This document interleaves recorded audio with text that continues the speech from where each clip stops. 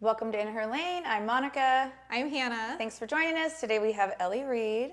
Hi. That sounds like Ellie Reed, the The music producer. producer. There you go. But It no, totally is. Yeah, but not this one today. Thanks for coming out. Yeah. How's it feel being back out here in like this area? I was thinking about that as yeah. I was driving here. We had a trip down memory lane, just even driving here and past our old Elsinore house, and just funny to think how long ago that was. Like, It's like very another early lifetime. It was. It's weird. And then I'm thinking, oh, imagine if we stayed and we never left. Like, we've moved probably like 12 times. So it's like, it's a lot. That is a lot. Yeah. So You just have bouncing moved around. a lot. A lot, Wait, like every 2 years? basically. But you're kind of like that personality where you're up, Yes. free bird, like up for anything. Yeah. I look at you and I'm like, I'm so exhausted. Like, oh, poor girl. I'm exhausted. You have it too. down. You're like packing it up. Honestly, I've Save- just purged everything that now I just am a minimalist, and then I don't have so many things to pack. But then I come back and I'm like, shit, I probably should have kept that, but it's gone. I think about that now that True Religions are back in style. Oh, I kept some of mine. No, I literally purged, even like stuff I wore last year. I'm like, Kai, do you want that? I'm like, I don't know. I'm going through a weird phase. These middle 40s, you're like, you're not old, you're not young. You're like, where am I in this fashion sense? I'm like, plus living at a track. You're like, okay, let's just wear stuff that Right. make me dirty. And so I'm having a weird time with that anyway. It's weird. I couldn't keep my True Religions because I was a little bit heavier back then, so they wouldn't have fit. But I'm like, I'm the opposite. I'm like, well done, you. Okay, moving on. I'm like, Kaya, these probably fit you now. I was like, shit. you're so But she looks funny. cute in everything. She is else. so cute. She's really growing into. She's like, growing into a beautiful young woman. I know, because a couple of years ago, like when she wanted her head shaved and doing all these things, and she asked me because the boys were all shaving their heads and bleaching them and crazy, and she's like, well, I want to do mine, and she had gorgeous, beautiful, perfect hair, and I was like dream hair, and I was like, You're like, what I would give to have "Sure, that. I know, but I was like, how can I say the boys can do whatever they want and then she can't? So I was like, okay, and so I'm talking like a one on the side. I saw and like, it. Yeah, and now her hair's grown out, and she's always like, oh yeah. Well, she's around a lot of boys, and She's I got love long that you. hair, it's curly, but I wanted her to be able to do that. And I'm like, at least now she's gone through that phase, because I'm like, I've been through so many ugly hair phases where you're just like, do everything. Now she's just got beautiful long curly hair, and I'm like, Well, and let them do to express themselves I how think they it's want in great the that you season just- they're yeah. in. exactly. My So- mom wouldn't even let me cut my hair short in school. Yeah. I was so mad. And then I feel like you want to rebel against it. So I it did. was like, okay, do it, whatever. And she didn't care, and she loved it. And that's right when she kind of started moto, and everyone thought she was a boy. And we kind of laughed because we said in a couple of years when she starts to develop more, Yeah. they'll be like, oh my God, she's a girl. Because They're like, who are you? They'd be like, oh yeah, you're 3 boys race. And I was like, yeah. Like you don't correct everybody. You're just No. like, whatever. It is But what it now, is. yeah, she's turned into her own little So I'll self. just call her and- Kai. yeah, totally. But it's wild. She's a female Chad, and yeah, it's a lot. Her personality is like him. Oh, they are twin. They are like. Really? I'm not even talking like besties. They are like twins, twin besties. I don't know what. It's crazy. I love it. In the garage together, they're on the same wavelength. When she rides, she's like him. It's like, I don't know if it's scary or great. It's a bit of both. But yeah, they're funny. They're a Who's funny Tate little two. like? Me. Really? Yes. Yeah. Him and I are like twin spirits. And so, yeah, naturally he's my favorite. He is. It's been fun to watch him grow up because seeing him the way he talks on camera, he's just like really well spoken. Like he's developed into a good like PR person. Like I don't know, I know that's because he got older, but Yeah. it's really crazy. I've noticed that a lot from him. Yeah. And I almost feel like I'm really uncomfortable in front of a camera. It's actually nice talking like this, but Yeah. he can like front a camera and just have a little conversation. And I'm just like, oh, that's so cool. Like, is good for cool. you. And the way he like, articulates his words too. He speaks really well, and it's almost like he's more confident in that regard than Chad ever was. Yet Chad, without a motorcycle, is like super quiet, actually. People don't realize that about him. Yet in his domain, and helmet on, helmet off, whatever, in his gear, super confident and just, that's his space. And like he his was fine. character. Yeah, totally. And so the kids, you know, with their writing, but it's like they have so much more personality than, you know, he ever has. You know what I mean? He's He's more like, I quiet. created these. Yeah, totally. Lucky for me, my DNA, your writing skills, okay, it was, What about Pace? oh, See a little mix? yes. Little He's sprinkle. funny, yeah. He's How really He old looks like is Chad. Pace now? He's 11, so he's 11. turning 12 this year. He's coming into his own little being. He used to be super quiet, cling to my leg, like the The sweetest baby kid. of the family. The easiest baby I had, you know, like beautiful and The like third kid always has to be the easiest because he they have was no choice. beautiful. And so now he's like becoming his own little, Getting his personality. yes, and it's funny. He's just a little, he's got a lot of character. Let's just say that. We do homeschool together, and I'm in 5th grade. I'm telling you, it's actually really hard. Like, okay, the homeschool and the structure of the week is Well, the hard. academics have changed drastically Yeah. from when my kids went to Thank school. you. Yeah. And from when we I went to couldn't teach school. math No. the way they do it now. There's It's no just way. a different way of teaching it. Yeah. But yeah. 100%. And I was going to be a school teacher, and I actually got accepted to go to university to be a school teacher, except then I went with Chad. But teaching your kids is a whole nother deal. And so him and I together, he can, honestly, whatever he decides to do, he'll be successful because he can get away with anything. I'm telling you, whatever. He makes me laugh so dang hard. It's like we are just sit there laughing all day. I'm like, oh my gosh, get your stuff done. And he just is like, cutes his way out of everything. He's like, I'm I can get away with it. He does. He knows. But he's so funny. Like, actually, He seems like he's legitimately like pretty funny. Yeah. I mean, I'm not around them very often, Not, but just not seeing child funny, like No, like adult humor witty funny. and stuff. Oh huh? yeah. And I'm like, I He can't. looks get the off- most like Chad to me Yeah. when Chad was his younger photos and stuff. Yes. And I think Tate looks like you. Yeah. And But then no, Kaya's it is like funny. a mix. She is. But yeah, Okay. they're all very much their own people, which I also love. That's awesome. Yeah. Well, you're doing a good job. You Thank are. you. Teach your mom Thank you. everything. I'm impressed. So let's go back to Australia. Where Okay. did you grow up at? What was the name of the? Okay, so Curry. That's what I thought. Which is a very small town in Australia. I've never even heard of it. Curry. I didn't hear Yeah, of it. no. So we usually say, oh, it's like a small town 2 hours north of Sydney, because that was, you know, the closest anyone knew of whereabouts it was. But yeah, super small town. And I used to think I lived so inland, like in the middle of the outback. But really, I realize now that I've moved around, I'm like, okay, I was only 40 minutes from the beach, you know, and it was like, Right. not even the nice beach. It was like, oh, it's all right. And now I go back there and I'm like, dang, we were really lucky, you know. It's Now like, you appreciate it more. yeah, I do. We love going back. My kids love going back. So, small town. And your family's still there, right? Everyone's still there. Are they all in the same city? Basically, my brother's like 15 minutes away, but my sister lives 3 doors down from my mom. Oh. My other sister's 5 minutes away, and they all have their kids. So, we try to get back there at least, I don't know, like once a year. We didn't get back last year, but we go and stay It's at my hard. mom's, and everyone comes over, and they're just cousin time, and we try to So fun. soak it up as much as we Yeah. can. So And then, did you and Chad go to school together? How did you guys? How'd you meet? okay, so for us, 7th grade is high school. So we went 7 to 12 all at the Wow, same they're school. mixing like seventh Seventh graders. grade. Yeah, and now you think of like the age group difference. Yeah, and you're like, big gap. Whoa, it's a I big mean, gap. huge. Think about a senior to a seventh grader. Yeah. So 7th grade, we were 12 turning 13, up with all the 17, 18-year-olds, yes. Wow.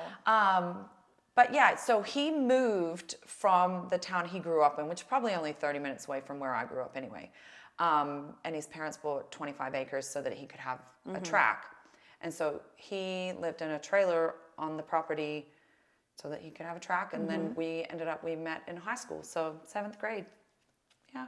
Are you guys in the same grade, or is somebody older or younger? Nope, same grade. Okay. Yeah, same grade. We started off in some of the same classes. So in 7th grade. You guys have been together. Well, what about So I know we there's were a story 13 when about we like. met. Didn't you sit on his lap or? Okay, that was, yes. Oh. So we did, our friends group all hung out with each other kind of thing and whatever, but it was like, I was never interested. And he left school at the end of 9th grade. Stay in school, kids. Yeah.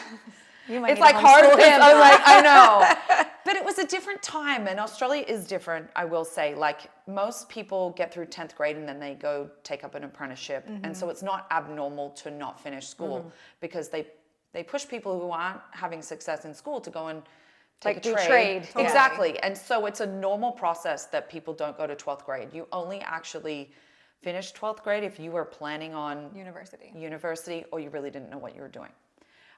So anyone, hairdressers, end of 10th grade, they'd be gone, go work, whatever. So That's so smart. Why don't we do that here? yeah, so it seems worse than it is, but he got through the end of 9th grade. And anyways, he was off already racing and doing the whole thing. And In Australia? yep, in Okay. Australia, yes. So he was doing the Australian championships there. And he just turned 16, so that was pro for him. And he Okay. got hurt at a motocross event, broke his leg and had to have surgery, so he was out. And my good friend had a 16th bush party, birthday party, whatever. bush. Party. bush. Never heard of bush. The bush Yeah. is like So- the outback, right? Like Yeah, middle so of nowhere. I like the mean, woods. like the woods. Okay. But bush see, party we sounds live fun. in the bush, so Yeah. it was like everyone lived in the bush. At the end of Yeah. my street was the bush, you know, when we used to go ride our bikes. Yeah. So it's kind of not that far away because we're literally a little town and then you're surrounded by bush. Right. Anyway, so she lived on the outskirts of town, say, and they had some property, and so it was a bush party. Anyway. I love it. So we went, and he rode his little, he was on Suzuki at the time, so he had a little scooter, and he rode it over because he lived over there. And anyways, yes. The rest is history. Yeah, me with my Southern Comfort and Yeah. Sprite. My mom would drop me off. Okay, like it wasn't as big a thing. 18, Australians are built different. 18, too. you're allowed to drink, and I don't even drink anymore, okay? Yeah. I moved on. But it wasn't as big a thing to like, I never snuck anything. My mom was like, here, you have this, I'll pick you up this time. And there was like, I never snuck out once, I never lied to her once, like still to this day. So I like anyways, that. she dropped me off and I went up to Chad and I was like, hadn't seen him in forever, you know, and I'm kind of loud and I was like, oh my gosh, blah, blah, blah. And he had this like big cast on his leg, you know, like it looked like he had a fake leg actually. And so he joked about it. It's not funny, but, and it's kind of funny. Yeah, it is funny. Yeah, it's the story of the start. But yeah, I kind of, honestly, it was the first time I noticed his really blue eyes. And I was like, oh my gosh, your eyes are really blue. I'm like, when I want to have kids, I'm going to have kids with you because I want my kids to have blue eyes with you. You said that? Shit you not. Yes.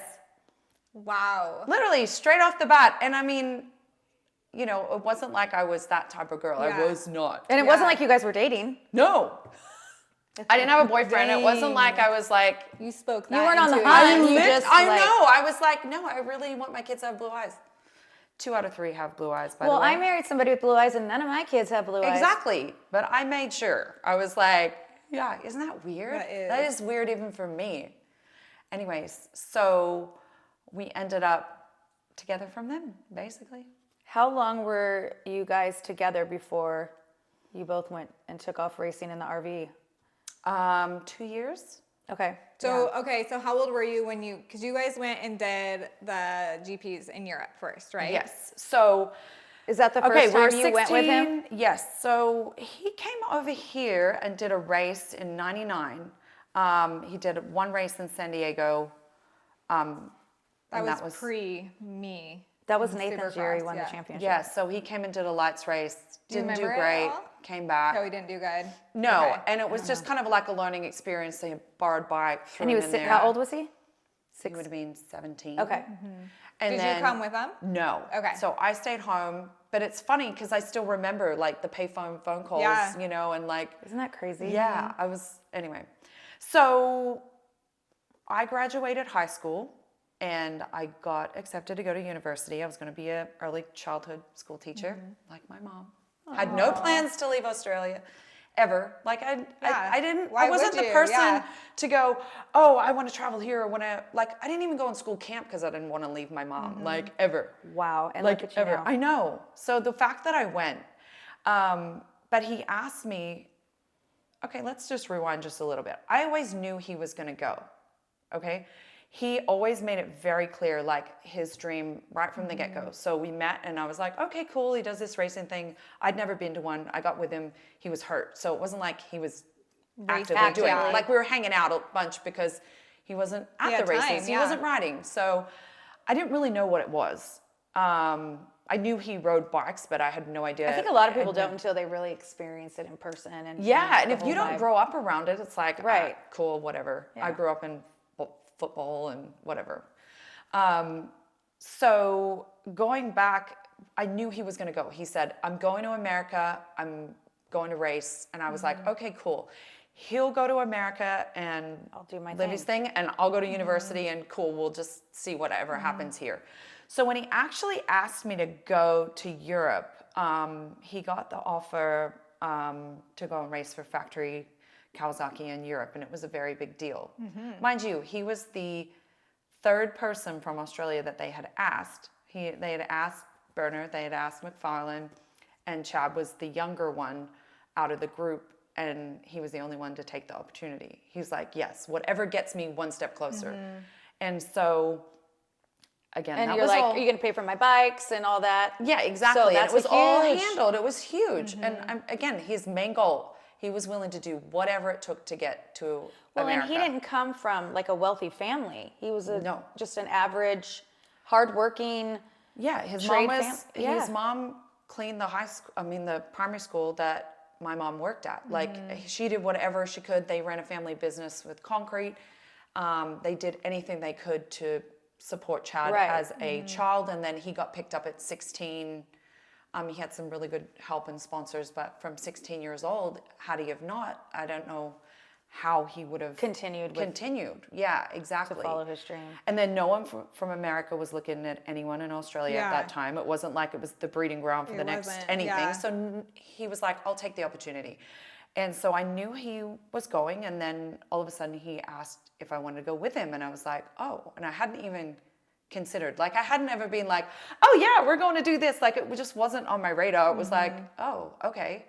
And I was like, sure. My dad had played football in England, and he traveled when he was young, and he's like, you know what, you should go. And let's remind the American viewers, what is football in Australia? Rugby league. Yes. So, Okay. Oh, I was thinking soccer. So yeah, that's why I was like, Okay. No, rugby league. So it's like rough and really tough. Yeah. very rough and tough. And so that's Ellie what I played grew too. up in. Oh, Yeah, I did. I'm not surprised at all. I know. I could totally see that. Yeah. Yes. So he'd gone and stayed in England and traveled as a young person, taking opportunities, kind of the same thing. And so my dad was always super supportive from the get-go of. And you were Chad 17? for one. Yeah, That's a pretty big I deal, turned like- 18 actually. It was the end of. I was like, just turned 18 basically. What when if we were Kaya starting comes think. to you at 17 and says, No, I think that, and I'm like, oh my gosh, I'm dying because Tate turned 16 this year, and I'm like, that's when Chad and I got together, Yeah. and it's crazy. It's a weird feeling. So to think like my family, like, I mean, my mom was crying a lot, you know, she was like, oh sure. my gosh, you know, but they were both, my family were really, really supportive, and they were like, just go defer travel. university for a year. If it doesn't work out, Try you it can out. go again. Yeah. Yeah. And they have always been super supportive of both Chad and, you know, him Did and you his both sport think and it was his thing. just going to be a short period of time, or did you know going into it like I'm never coming home again? I don't even know if that part crossed Sunk my in. mind. Yeah, it was you're kind of 17, like 18, it living was in the like moment. kind of Yeah, like roll the dice Yeah. and what's going to happen, and it was. I feel so little at the time, but it's weird now thinking of like, wow, we did that's a pretty big deal. That Like is I'm thinking huge like deal. my older self thinking back then, I was like, wow, we were so grown up and just had a lot of stuff. how you guys navigated traveling throughout Europe well, to and even commit making to adult go. decisions. Yes, yeah. Where and for did you him. live when you got there? Okay, so we arrived in Amsterdam because we rode for a team based out of Holland, but we lived in Belgium, so yeah. kind of just right across Yeah. the border. But I think the bigger kicker of the whole situation was once we got like, okay, we're both going to go, behind the scenes, I didn't realize that Chad's dad had flipped out on the whole thing and told him that if he took me with him, that he was done. He said, I'm done with you. Because of the stigma that a girl's gonna ruin your Career. chances of Yes. being successful. So I didn't know this. So imagine turning up to the airport and I'm like, everybody's sad because we're leaving, but for them it was like, Here, look at who's here. yes, it was awful. And I was like, again, it was a lot to take on our shoulders at that time. So I didn't learn that until we were already there. He's like, by the way, Yeah, totally. I'm my like, parents don't like you. No, I'm just yeah. kidding. It just became a bigger deal. And, it went on for a very long time. And so I think that people don't realize. But that showed you how much he really loved you too, because he was like, nobody's I stopping know. me. This is what I want. At a young age like that is pretty amazing to make that mature decision. That's what I flash back to think. I was like, wow, for you to have the stuff. And again, that's one thing about Chad. He's like, when he makes up his mind, he does it. And he's exactly what and who he says he is. But to have to stand up to your parents and go, okay, well then that's it. I was like, Well, he was that confident in himself and you guys together and you guys as a team. yeah. I love that. And you probably realized too, if you guys were together a couple years, what an asset you were going Yeah. to be to his career. But even I didn't realize Well, that. no, because No. you're 17. because I'm Yeah. like, la-di-da, I was in Yeah. high school, I was in all these sports. You're going to get I to was go like, cool and see yeah. different places. Yeah, you Yeah. had no clue what was I had coming. no Yeah. clue what was coming, nor had I grown up in it. I mean, again, my dad coached football. He played football till he was 37. We all were in sports. Like, I get my coaching, side of me from my dad. But I didn't realize that was all like going to be my life. I really had no idea, I guess. I think about it now, having to sit here and chat about it, going, oh my gosh, I wasn't prepared. But the one thing that I knew once I found out that I was like not meant to come or wasn't the favorite pick was that I was like, well, I can't fail. I was like, I was going to say, you I wanted was to like, prove that everybody drives I wrong. you. know. It Yeah. almost like threw me Lit a into fire. the person that I have become in a more rapid way because I was like, oh, okay, sorry. I'm like, no, I'm not that girl. I was like, oh, we're I'll gonna, show you. You're like, is this a challenge? 'Cause game on. I was basically, the and wrong girl. I was like, okay, so let's jump in on this. And I guess that really solidified our relationship, I guess. And it was like, okay, we really were a team. And it was you two against the world at that point. I mean, if you It don't felt have like any that support, forever, yes. whose support do you have? Yes, You know? So, yes. yeah. Well, you still had your parents. But it was- your no, parents, totally, but my his parents. But again, parents, it's not yeah. like they know sports and all that, but not the they were motocross just world. happy because you were happy. Exactly. And they loved him. My dad was like, she's a stick and not a boomerang, when he was like Yeah. taking me. I'm She not don't come taking her back. And I was like, oh my gosh, the fact that they just had that conversation. But yeah, it is wild. And I think about it for my kids and just the fact that even just getting there, then to have that happen, it was like, okay, we're not failing. And I do specifically remember the second race over there. And he was terrible. He crashed a bunch of times and it was just The like, tracks are so different over there. and it's just so hard Yeah. and you're young and you're just... You want it so bad that you're almost Exactly. in your head. Exactly. And so it was the second round. He came back in after the motos. It was awful. And he cried. And it was like a moment because I'd never seen him cry, He's like, I don't cry. But Yeah. he's like so sad and so like, what am I doing? I'm like, You gave him a pep talk. I do not care what happens next. I said, but we are not giving up. And I said, you're going to get out there. I said, I don't care who you're racing because he knew all these people. He's like, oh my gosh, they're, like he had idolized all these It's riders. imposter syndrome. Yeah. And I was like, bullshit, I don't care who they are. I don't care what name's on their jersey. I said, you get out there and you ride by yourself. I'm like, failure is not an option. And it was like the first time I'd stepped into this, like, this is what's going to happen. Your dad was mode. coming out of you big time. Totally. And I was like, all right, we've got to go. And so it was just like learning where you can help him, again, lifting up in the right way and what he needed from me. So, And I love this to tell this story because I think most people see you guys in America, your life here, and they don't realize the basis, the foundation. Totally. So I'm happy to get this out there because I know your story. Yes. And people close to you, but you kind of forget, but it's proof of how a strong woman is behind every successful man. So I appreciate that because I want that known, not just in the motorsports industry. Are you gonna make me cry? I'm gonna cry.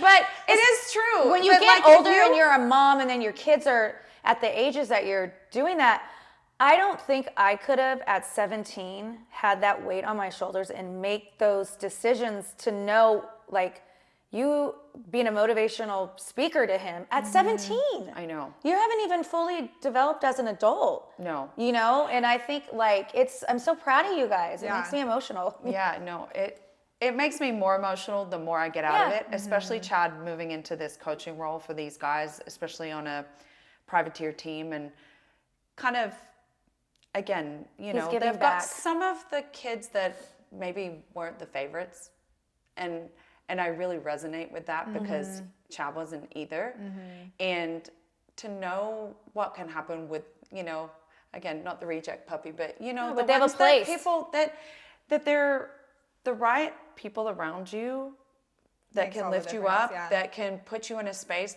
to make you the best version of yourself. Like, it gets me emotional, like seeing them progress and them go through these moments. And It's the belief. If and so it if goes somebody back. believes in you, it makes the biggest Well, and I difference. also think just like post racing, and then to see those guys, like whatever their goals are, reach their goals, whether it's winning or getting top 10 or qualifying for the night show, you feel like such a proud mama. Like, oh my gosh, it's I didn't almost- we realize I talk was so about- emotionally it- involved in it these is. guys, but my kids have shown up every day for the last 10 weeks of their boot camp. We live there. They're like literally You were they're like our immersed in it, children. yeah. We're all the way in it. Like, we're all down there for their testing, for their things. Like, I'm down there every Yeah. day. Like, you know, and we're all in it watching them go through this thing, and then to see them both go like 1-2 in the heat race. And it was like, I know. oh my I thought of you gosh, guys I when know. that It was so happening nice because because- it's such a moment for them, And you it know. feels so good. It's just like does. it almost feels the same. Like it's like the same drug as when you're racing in Chad Lake 1 or Yes. whatever. It feels the same Yes, as when you've even if it's not you Yeah. or Chad out there and I winning. think it's that's so fun. what kept us in the sport for so long was Chad. He loves racing. Like I know everybody loves racing. It's in their I'm telling veins. you, he loves racing in every part of it. And so for him, it's like having air. It's like he's need to ride, race, be immersed. Like, that never goes away for him. And so when I was there, it's like I just matched his vibe. energy. Yeah, exactly. And his level and his willingness to work. And so when you go back to the Europe part where it's like, you know, nobody here really saw that version No. of Chad, where The struggling we version. had to get there and we had to go to work every day. And it was like, where are my weaknesses? Let's work on them. Let's go here and build himself up to where he won a race that year. We ended up second in the championship. And then he got the ride to come over here. How long after when you guys left home in Australia and you went to Europe till he got the offer? So we were only there for 9 months. We stayed one wow. season. So he won a GP, and he ended up second in the championship. And they really wanted to sign him to stay. And he's like, he ended up, Bob Moore called Good old Bob Moore. for a Yamaha Troy deal. And Chad was like, I don't want to ride the 125. Like, he'd already successfully raced the 250 for 2 years in Australia. Taking He'd done a people year there. back here. Yeah. Do people know like the 125 days? And Yes. Okay. So this was the premier class. He'd already rode the big bike class, and so he really didn't want to take a step back. Right, because it was going, the future was, because Nathan debuted a lot of the four strokes. Exactly. And Bob Moore telling Nathan that too, was Yeah. this is the future of our sport. It's It is. amazing that he knew that back then Yeah. in 99. And This so is the future, Chad and he was knew. on a 4-stroke, but was on the again, it was 250F. just he Yeah. ended up he rode the 250F. But he didn't want to. He wanted didn't to race want the to. two, what is now the 450 class. Exactly. Okay. But it was the only opportunity he got, and so But in America, he had to take it. it's unusual, especially coming from Europe, to just go straight to the premier class. Like everyone works their way up here, you know? Yeah. And so It's like you have to prove yourself Yeah, in that you class do. before the factories put you on the Yeah. big. Exactly. And so they were like, well, if you stay another year in Europe and then maybe Cowie will sign you, blah, blah, blah. And he's like, no, I just want to get to America And so we left. So we only spent a year in Europe. And then we came here at the end of 2001. Were you guys 18 yet? Did you turn 18? Yes, Yeah, okay. we were 18. We just turned 19. And Okay. then so we turned 19 and then we came here at the end of that year. How was that transition coming from Europe to America. and Curry in the bush where you grew up and now you're in Southern you're Cali? in Lake Elsinore. Very small town girl goes to Europe, goes to California. You guys started in I Lake still feel Elsinore like too, that right? actually Yeah. because I go back to the East Coast and I live that small town life, Yeah. and then I come out here and I'm like, God, you guys are fabulous. You know? I'm like, no, it really is. But I mean, there's something about California. It really is special in it to come back here. Which it was the Now- hub of. It was. It was the all of mecca it. of racing. So Yes. to be here amongst that all, I mean, like, again, Chad had watched every video of Jeremy McGrath. Yeah. So to be here and to the Anaheims, and I mean, he is in like, driving. I just remember driving by Pro Surreal. Circuit Yeah. for the first time and being like, oh my gosh, there's Pro Circuit. I know, we just did on the way here. Kids, there's First Yeah. Circuit. Yeah. But And it's there's like, Monster. Yeah. But the funny thing is, for them, they're like, oh, there's like Uncle Mitch. You know what I mean? Yeah. Like, it's like It's not the- weird.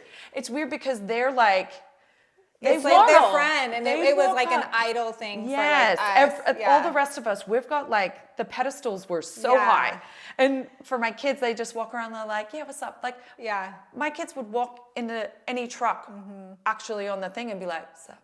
And you're like, "What?"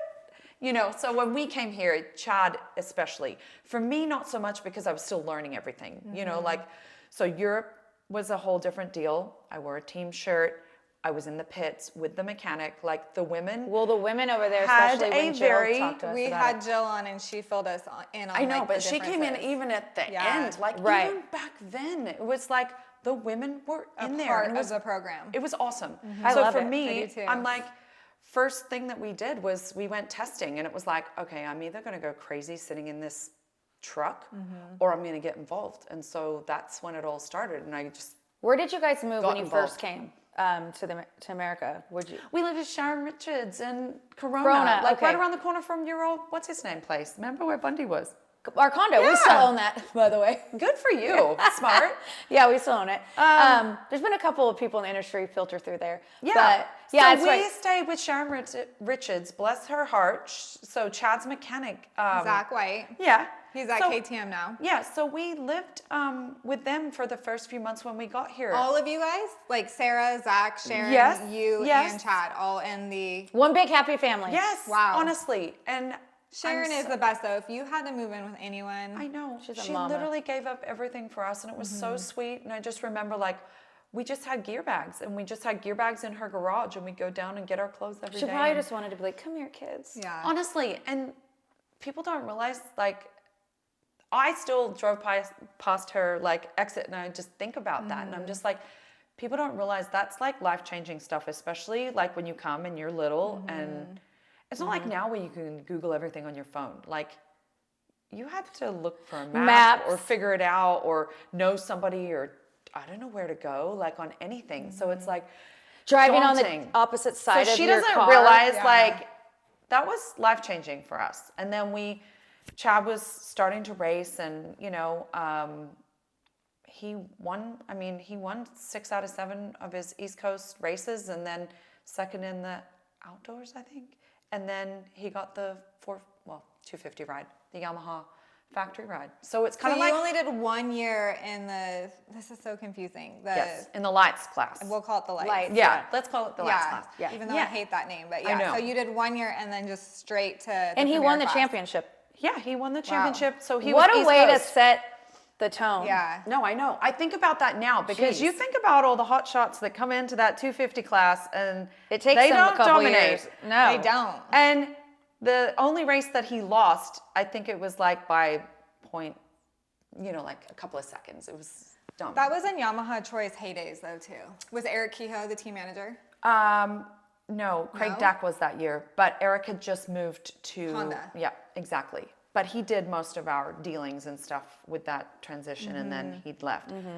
But the point was, he came over. Supercross was second nature to him. That's what I mean. So people didn't realize he already had Crazy 2 coming Australian from- Supercross championships. You would think he would have been like, Chad was racing Supercross at 12 years old in That is- Australia, right? but most of the kids like here, the amateurs in America, they don't touch a Supercross track for a long time. And so that's why Chad brought back the Supercross series for the 85 Cup in Australia, because he's like trying to give back to the riders down there. It's not possible to do it here. It's too big. There's already so much going on. But for them, they could fit it in their schedule. And so, you know, come full circle, we took Tate back there for a couple of years to do that and, you know, like get his feet wet and learn Supercross. fun. So again, just that's how he grew up. But people didn't know that. They're just like, oh my gosh, this guy's come from He nowhere. really did come out of nowhere For you. for me because For and America. Yeah, you know, and there was no because social media. Yes. So nobody knew about anybody. Nobody unless, was getting Australian dirt bike No. magazines over here because No. you know what I mean. Your series is big enough. You don't need to. Well, you know what and I'm typically saying? Like when it people just. come from Europe to America, they really struggle with Supercross. They Yeah. need like a That's what I good mean, year- because they like, it's usually so don't ride it. unusual. Yeah. No. They're And so killer Chad at had- outdoors, but yeah. then Chad had won 2 Supercross titles at 16 and 17 years old. That's so cool. And Australia then does gone. it right. Yeah. And so, but again, in the premier class, and then he, you know, like, again, not the lights class, the top class. So, Premier. I mean, it really, big boys. the big boys. So, again, you imagine I don't think this- I realized that he only did 1 year with the I lights. didn't realize that either. Yeah. I thought for sure at least 2. No. And he didn't want to stay. That's what I'm saying. Yeah. Like, he could have, should have. Like, he was never planned out, like, oh, I'm going to do this and I'm going to do that. It was like, I have got to get here. And What's he just crazy did is- whatever ticked the box just to get straight there. Like, it wasn't like he soaked up this East Coast champion situation. Yeah. Right. But then he came out his first premier class race and won it. So Anaheim 2003, he won that race. And I mean, he only finished second to Ricky by a couple of points that year. That is incredible. So, you know what I'm saying? Like, he was already there, especially in Supercross. Motocross, I mean, we still did great. He still Yeah. got a championship and he finished, but it wasn't his Passion. everything. Yeah. And he just had to work harder at that. Plus, he had to race against Ricky. So, I mean, It's not you quite know. as fun when you're getting second every weekend. And then Bubba came Yeah. into Totally. the You scene. think Yeah. about the people that, you know, in his heyday. I'm like, okay, well, we say he wasn't as good at Supercross, but I mean, you know, finishing second to the greatest of all time, Yes. you're like, okay, you were pretty good. What, You're 21 decent. years old? Yeah, totally. So I was like, crazy. you're all right. Now you don't even get to the premier class until you're in your late Yeah, 20s. That's here what we I were mean. mad about second places. Yeah. You know, like that was. He was then- still learning the process over here. I mean, I don't know of Yes. anybody else who's ever just done 1 year, especially nowadays. Yeah, no. You have to do minimum 2, 3. I mean, So when we came, like I said, the trajectory, I can't even say it, was literally like, he had a plan in his head and he knew this is what he wanted. yes. And it was just from literally no one knew your name to everyone knew your name. And it was just, I mean, it was a lot. It is a lot. It was a lot, especially here because it's just so big. And so. it And you went guys from are still being- growing up together. You're babies. We were You literally didn't know babies. anything else. No. Like, you know. No. So it was kind of like the two of us trying to figure it out amongst, I mean, it's a wild. Everybody. You know, the industry is wild. Like now I look at it and I'm like the mother hen that just wants to like. Take care of everyone. Yeah, totally. You're like, Protect oh, them from totally. what you There's know. so many snakes in the grass. Yeah. And I'm like, for us, you know, we're like literally in the trenches by ourselves, like trying to navigate that whole thing. And, you know, again, the friends that you get that you didn't need, you know, that just want to be part of it. You know, like it's just crazy. The outside of the racing is probably the hardest part to navigate than the actual on-track stuff. So, again, it was wild, literally full gas from the Okay, minute we so you landed. moved in with Sharon. How long did you guys stay there? So we were able to buy a house within a couple of months Okay. because he started racing, he got his contract, so we had a little Started house making in Elsinore. bonuses. Exactly. So, and then we'd saved every dollar we had when we were in Europe, and he would race like German internationals on the weekend. Yeah. So we saved everything we could to get here, and so we literally showed up with a couple of gear bags, and we were just saving to have our own little place. And So so then we were how able long to do until that. you guys ended up next to each other? That same year. I feel like you year. only lived in Elsinore for 6 couple months. of, yeah, it was And 6 and the Okay. way it happened was we were dress shopping. So we met, I feel like, I try to remember the first time we actually talked. But In the airport. It was It the was airport. Tatum, she had a koala bear. Didn't you have a koala bear on your backpack? Or, Yep. And a Tatum little was, key ring. And She was Tatum was playing like with a it. year and a half or maybe Yeah, just she a would've. year. She was walking. I Yeah. think she walked over and started playing with her koala. And then we just started chatting. And then we chat some more. And then I knew she wasn't from America. So I was like, hey, let's go dress shopping because Chad won the championship. Oh, you gotta, for the banquet or I'm something? like, we got to get you Yeah, dressed. Okay. So we went. dress up. All right. Yeah, totally. So we went to South Coast Plaza or something, and then I feel like Chad picked you up at my house because the house next door to us for sale, and he saw it. And they were like unique custom homes. They were. Beautiful. Yeah, it was It beautiful. was a really different, fun, unique neighborhood. And he's like, I think I want to buy it. And I was like, yeah, you should. Not thinking, no, it happened. Oh yeah, no, we don't just say, yeah. I'll We take know it. that. You know what? I'm gonna do Should have known that. that was the beginning of moving like crazy. Yeah. We're like, yeah, no, we'll do it. Okay, cool. So Yeah. our relationship was pretty close and pretty fun because they saw my kids grow up. Yeah. I mean, even from the time Tyson was born, you were there. And when I Tyson am was born. naturally attracted to kids and Yeah. looking after You're them. like a and- caregiver. Yes, and I just loved it, and it was so nice. And so we spent a lot of family moments with their family because we didn't have Christmases, one, yeah. you know. So it was really nice that they invited us in. So with like her whole family, I feel like we grew up. Even with your cousin's extended family, it was like Everybody knew. yeah, Well, totally. yeah. We were a part of it. It was beautiful. Like I said, you know, like to feel like you're part of a family Yeah. and have those things, because that is the one thing that really is hard that people don't realize. Like it's lonely. Actually, it's really lonely. And Being across Chad the world from your parents. Chad could yeah. do it no problem. Like he could. Again, he's part Aboriginal. he's He could go on a different. walkabout and do his thing and be in the outback and be just fine. Me, I was like, You need that I was connection. very You close crave with that. my family. Yeah. I'm one of, one of 4 other kids. And so, I don't know, I was just used to like busy, crazy dinner times. And you guys were close, so. very close. And Yeah. we still are, you know, like, and so I guess, yeah, having their loud family around it, like Loud reminded you. But I'd always, even if they couldn't or didn't feel comfortable enough, anytime we had anything, any event, I'd be like, do you guys Yes. want to come? And then they would. I'm like, all right, let's go. And then my dad and mom, they're just so welcoming. And yeah, no, that- it's awesome. we spent so love many it. Christmas mornings. We would one Christmas we stayed in our PJs all day and we Yeah. karaoke'd Yes. our song. Like, I can only Yeah, imagine. and even then, like now her daughter's doing all the stuff, but that was always the thing. And it's like, it reminds me of Chad. Like Chad never was not going to be, you know, in moto.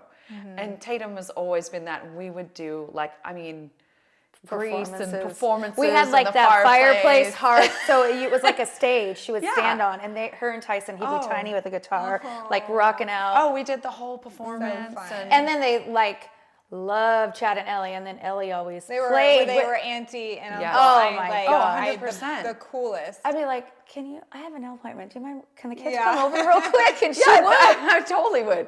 I'm like, I mean, I did get some nail appointments. Don't get me wrong, Yeah. but Do you I'm still annoyed. Like, oh God, how long is it gonna take? I just Yeah. the worst ADD, and so like sitting there, Me too. committing. It's my least favorite hour of my life. My so new nail almost girl, done. Tammy, can get them done within 35 minutes. Okay. Tammy. Tammy. That's the Yeah. only shout reason it I out. get them done, because I can't focus, or I have my TV set up on my phone with my little Yeah. AirPod, because I Yeah. can't not. Yeah.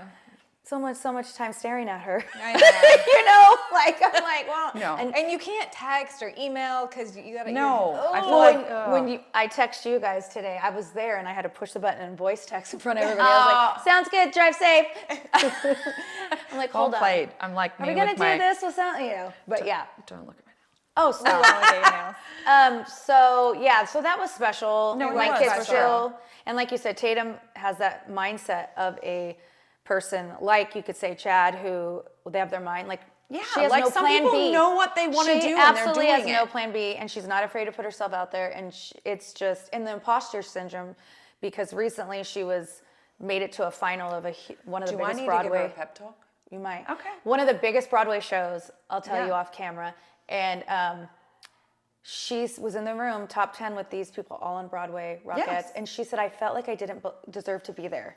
Because I didn't have, my resume doesn't show what they do. Right. And I had to tell myself, like, you got to stop being like that. And it is. We had to go through that, you know, like it is a real thing. And that's probably the hardest thing, is feeling like, do you belong? Because you're trying to be that version of yourself, and it's something you've worked towards, and getting over that hump. And I guess it's weird because I don't do it for myself, but I do it for every other single person that I could possibly do it for. Like, my sister texts me all the time, and she's like, she used to call me Dr. Phil, but she's like, you know, Which one, Jenna? Yeah, I love Jenna. But you know, like, she just messaged me about everything, and then I'm like, okay, well, you know, I give her all the pep talks, and she's like, okay, yeah, got it. And I'm like that person for everybody except for myself. I'm like, I'm still trying to figure out what I'm going to be when I grow up, you know, like, Right. And whereas Chad's like, just one thing, and I'm like, no, I've thought about 60,000 things that I'm going to do, and then I'm like, I'm already burnt out by the time it goes to the next step. I'm like, no. Yeah, I've already done it, lived it in my head, and yeah, there we go. But I mean, if we think about setting dreams or having a dream, like, what was my dream? My dream, I wanted to be a mom. And so That was mine too. I've accomplished that and then some, because I've like literally never missed a day. I'm like, okay, I've 100%. gone all the way in. I'm good. How do you not lose your identity being a wife of a professional athlete like that? And then mom, right? Your identity is your kids. How do you go back to yourself and say, like, I'm going to do this for myself? That probably is the worst thing that I struggle with. I don't take time for myself, honestly, on I anything. think that's a lot of moms. So if I've got a major fault, that's it. But then it's like, I find it so much easier to literally pour myself into everybody else. And I guess I've done it for so long that... Well, it sounds like their successes then fill up your cup. It totally then, does. yeah. And, you know, like, when you're doing something at the level that we've done it,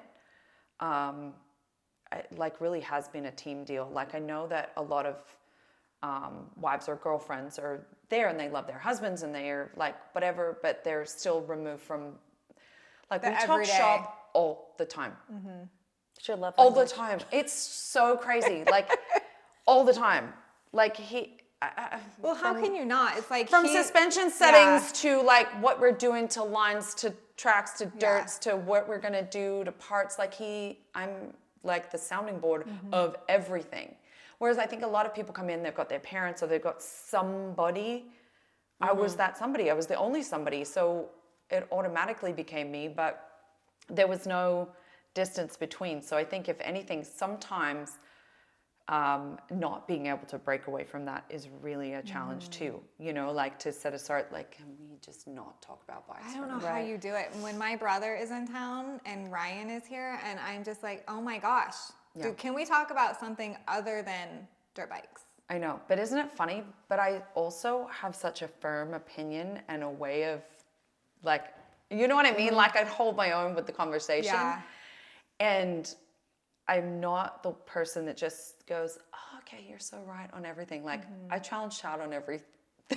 Not on everything, but that's a lot what's of things. special Like, about you. I, you know, like, if he's playing this card, then I'm playing the other, just to see, like, okay, let's really Let's look at it from all angles. Exactly. Let's look at it from all angles, on everything, on everyone, on every, like, if we did a podcast that broke down the races every weekend, I'm like, oh my gosh, it would go on should. forever. You should. It would go on forever. You're like, this is a 7-hour marathon. Yeah, totally. Where we sit here. and You wouldn't back have and enough forth. camera battery I life, know. girl. They're like, beep, beep, beep, beep. The volume. So what's funny is that you say that, and I guess I never really understood it till later in life. Watching you and your interaction with Chad, and how you weren't married at the time in the beginning, but I felt like I didn't know that side of a significant other. You know, a lot of them, like No, you that's said. 'cause Ellie in America, Ellie started it. Yeah, And but even then, a lot of honestly, wives I'm like still- second guessing myself. Do I need to do this for you, Nathan? And I'm like, am I selfish? Because, like, I don't even think about that. But now you get it, because that was the culture, and it's a part of you, your own Yes. personality.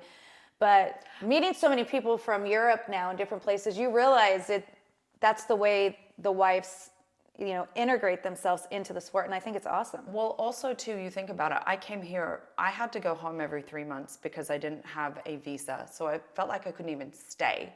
It's not like I could just go, oh, I want to get a job and I'm going to be this and I'm going to be that. Like, I didn't have those freedoms. I was That's lucky true, to you had even that. be here. So I had to write, well, I didn't have to, but Chad wrote an article for the ADB magazines and I used to like do it. And so I had a journalist visa at one point. And again, there was so many other things just Moving to parts be able to to it. be, to call it home, you know? So that side of it, but I don't know, like I guess it's just the way that we were. And I guess from the start, it was like, it's you and I against the world. We're doing it. In all aspects. I'm that personality anyways. Yeah. Like, so I think it's a combination of those things. Like I even to this day, like I can't just go and like, oh, I'm just going to check out the city. Let me know how it goes. You know, like I'm in there from day dot. I can't separate myself Yeah. because I was all in on every I part. mean, like, and when Ellie, he comes all of off us the track, wives are gonna go shopping. Like we're in Dallas, and you got Kim McGrath who loves to shop. I And, know. and nope, Ellie was like, "Sorry, I got to go to practice. I got to, I was be there, there." from the day And dot. Like you went to practice every day too, right? most, Yeah. a lot. I didn't Yeah. go like every single time. Sometimes when you're like back to back traveling, but I was at the track a lot. But I don't mean I mean the day of the race. The day we of the would go race. later, Yeah. like an hour before. Yeah. But you were there for like practices, all the things. I was there when Yeah. everybody showed up in the team, which is why I ended up in a messy bun and I was sweating before the Yeah. because she'd already done 1,000 hot laps. But I was also the person that he comes off the track and tells how everything is.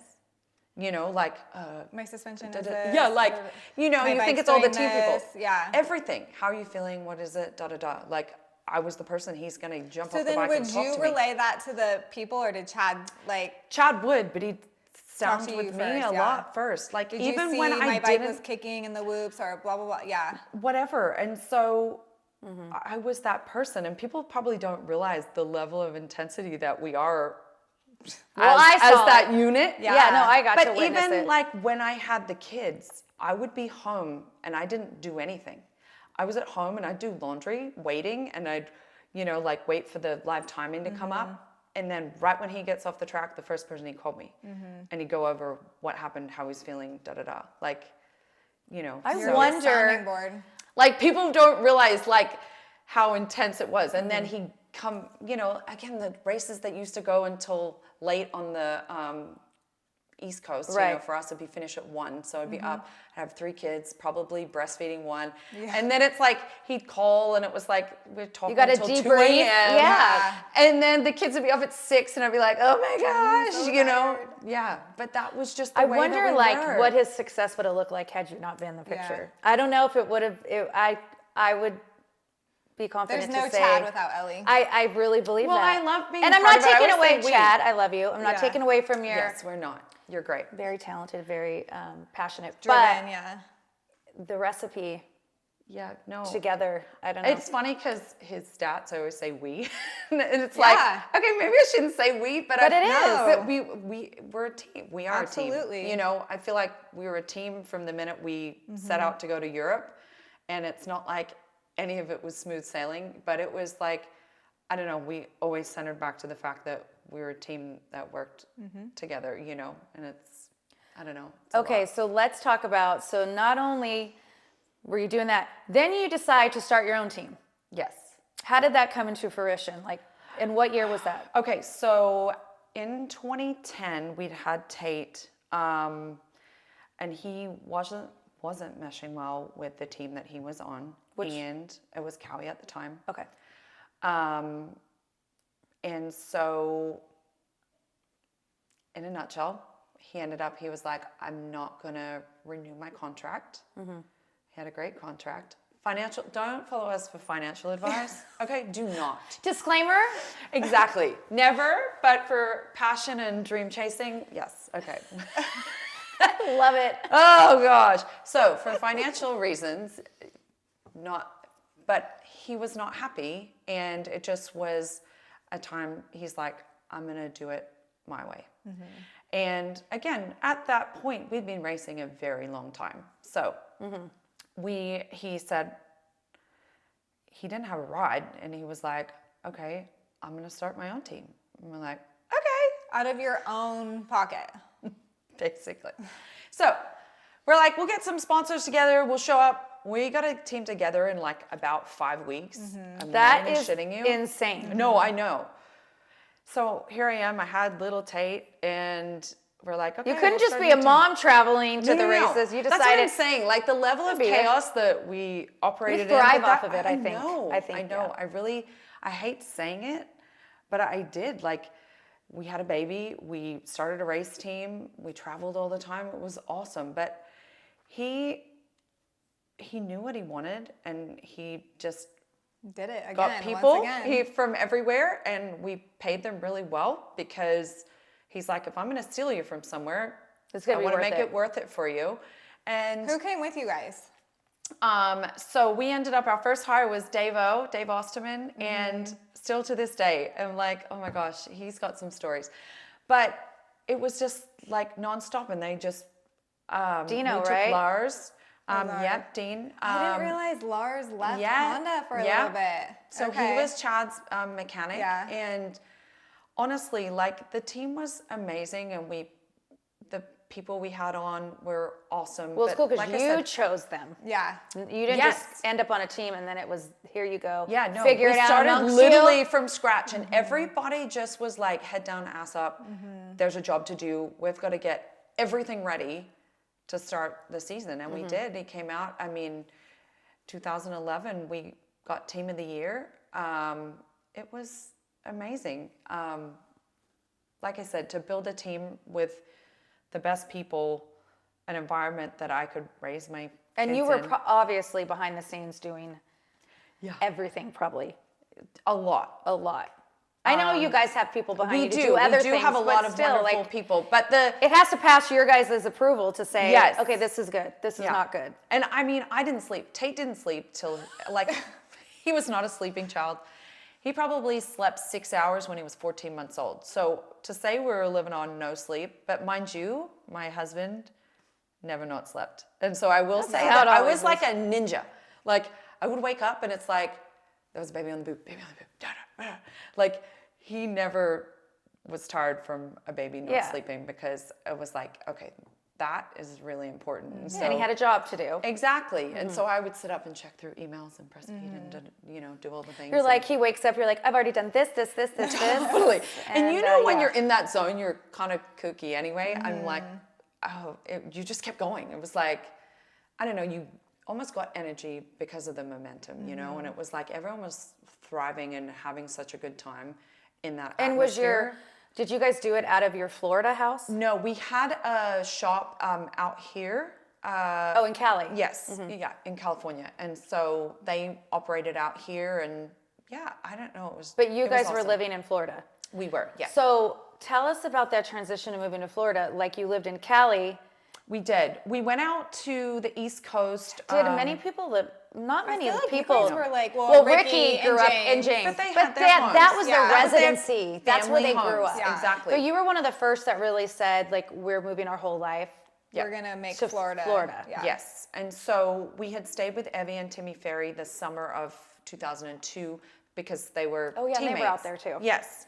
So they were again, they actually in lived Dade out. City. I mean, yeah, They're They from- were in yeah. Dade Yeah. City, and they had a track. And so Chad was on the lights bike, Timmy was on the big boy team. And so they rode together that summer. We stayed with them, and then we're like, we need to move out here. And for us, small town kids, we're like, okay, this feels felt right. like home. Yes. I feel like second to Cali, because of course I love Cali. Yeah. Florida is the next best option because of weather-wise. It is. And the It totally humidity is. that you get when you're doing outdoor races, Yeah. which is what you lack out here. So I think it was 100%. very smart.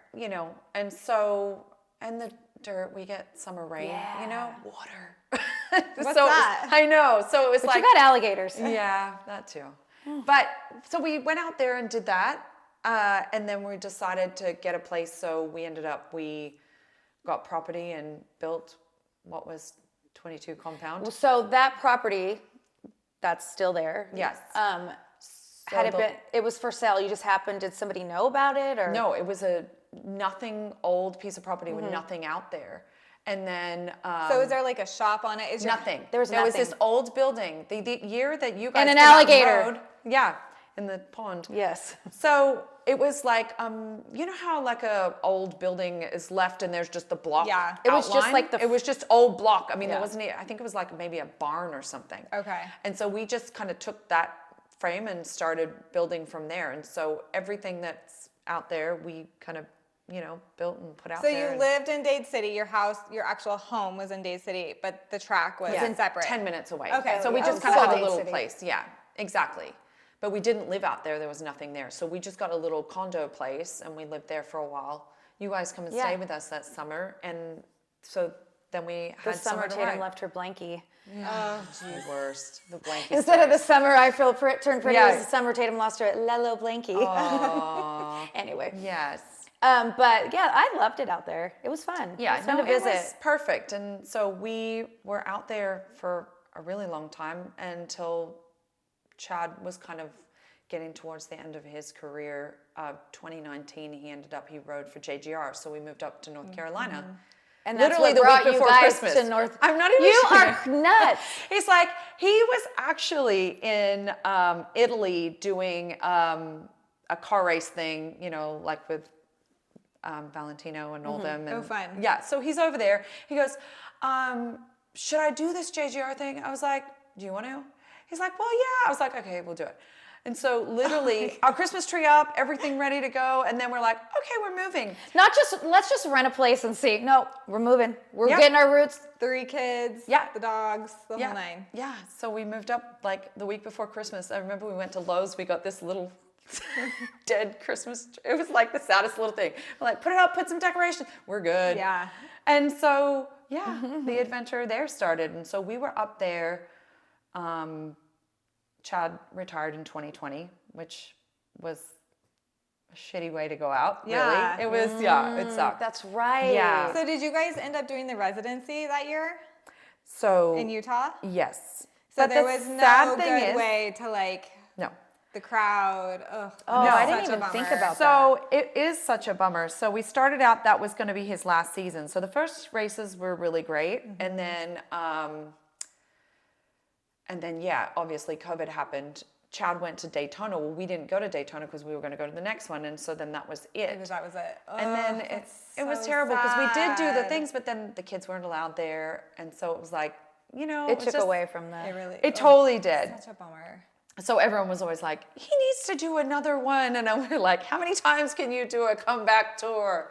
Well, Nathan, his last rides were on JGR too. Remember, he did a fill-in. Yeah. He didn't go out the way he wanted either. Well, we ended up moving into doing our own team thing. But at that time, no one was hiring 30-plus-year-old riders. so we had to different, do yeah. our own thing. It was a privateer effort, pretty basic. At that time, no one wanted to put money in. Like when we had our 2-2 team, he was still in a prime situation. So Right. we were building and it was doing, you know, like, again, well. You could get to the races. You We could do your leveraged thing. everything to build Right. into that team, and we were hoping that it was going to be a team that lasted forever. a long time. Okay, and so, whereas the last few years of his career, it was really hard, actually, and like factories didn't want to give him parts because they didn't want his little privateer effort beating their. You're like, And the politics do you of remember it what I all- did for this industry? And Yeah. Yes, Yeah. and it is crazy that that's what the turnaround goes, you know? It's like, you're everything to us, you are nothing to us, you know? So for Tomac and Anderson and some of those 30-plus-year-old riders to still be in a factory actually getting paid to ride, people don't realize that basically, I mean, we paid to ride for the last Right. however many years of Chad's because that's how career. much you loved it. It wasn't is like crazy, everyone's too. like, oh yeah, you must have been cashing. I was like, are you kidding me? I was Yeah. like, I could barely I was like, oh, should I go to this race? I really want to spend all this money. Right. But I The did. plane tickets, the Yes, everything. for everyone And to go. all Like the people don't kids realize and- like that. Like it's so glamorous. Yeah. And I was like, no, he is a freaking lifer, and we give everything to being there. But when you really break it down and think about it, the time that he came to the time, like you're saying 30, yeah, it was like 10 years, 11 years. But to think that short amount of time to people write you off Yeah, is pretty crazy. he rode know, till It's yeah. my least favorite thing about the industry. Yeah. It really is mine too, especially because, you know, unfortunately you're disposable in it, but it's like any other modeling, acting, da da da. Totally. You're like, oh, you're this. You're it right now. Yeah, You're you're the it thing. Exactly. You're and it's only like as you're good it. as your last race. And then the next 100%. it thing comes up. You're like, okay, thank you for your time. Yeah. Okay, we're going on to this person. I think the hardest thing in the entire sport is that you have an amazing race and you get to enjoy it for that 1 second. Then it's like, on to the next one. Literally, on to it the next is one. 1 second. I know. 1 second. I tell and that it's to like the that wives glory now. moment. And then you're You like, have to live in the hours because, because you might it's get over. calls on Monday, Sunday to get an interview, and then we're into the next week, and then yeah, we've forgotten about that. And then you forget about it literally until you come back like 5 years after you retire or later on and you go, oh, we did that, you know, like, but at the time that wasn't ever the focus, is to be like, you know, now Chad has 3 Hall of Fames. One, the state is from Australia, and then the American Hall of Fame. And it's like, oh, wow, that's actually really cool. But it wasn't like we were, this is what I'm going to do. You know, we just kept going and going. And it was like year after year. And for him to have the most podiums in Supercross, says a you know, lot. everything. And you're like, oh, okay, well, that's quite a lot, actually, you know, when you think about the amazing riders that have been in this sport, and to be able to do that, or, you know, be in the top 5 of the winningest riders. And I don't know. I mean, it's that's something to special. be very, very proud of. It is, you know. The Hall of Fame thing was so cool too. Yeah, it was. It was. And we wanted really to be nice. there. It is. It was really And it special. was really special that he, you know, asked Nathan to come. And, Yeah. you know, obviously it didn't work out, but Yeah, no. Well, and it is a hard one because it's in Ohio. I know, it's And such a it was like random- on a Thursday too. I it don't was, know. yeah, it was hard to make happen, but But it was nice because it's a culmination of like what you've done, and you don't really stop to look at it until something like that happens. Or like I said, now you come to the things, and Fowler's facts. He's like, he reads off all these things, like, and he's just like, oh my gosh. or when they announce it like on TV and they're like, and they put Yeah. all the stats up, you know, Yeah, below because you it, don't yeah. think about it when You're you're like, wow, going. I did that. Yeah, totally. I'm like, whew. Yeah. Here I was thinking I've accomplished nothing in my life, but I'll take that. But it is wild, and I kind of flash and think, oh my gosh, how did we do that? Do you have a favorite championship that he won? No, I One that have means more than the other? Or? I mean, obviously his first in 2004, that was probably the most epic year, I still think, because he won the championship. I think he got second in the outdoors. He won the US Open, where 50 people from Australia came over for our wedding and were there. And then we had That our wedding the was week an after. epic wedding. Yes, and week. so it was our wedding was year awesome. too. So Fun. it was an amazing I think year the for favorite us. part was the day after your wedding was your barbecue in your backyard with all your family. And it was Yes. just kind of like all that pressure was released, and it was like, dude, her side of the Yeah. family, it is My 100%. family friends are so fun. That's when I learned Aussie, oi, oi, like, Yeah. I mean, you know, all the things. They were your dad singing. Yes. You are so your dad. I know. It really was.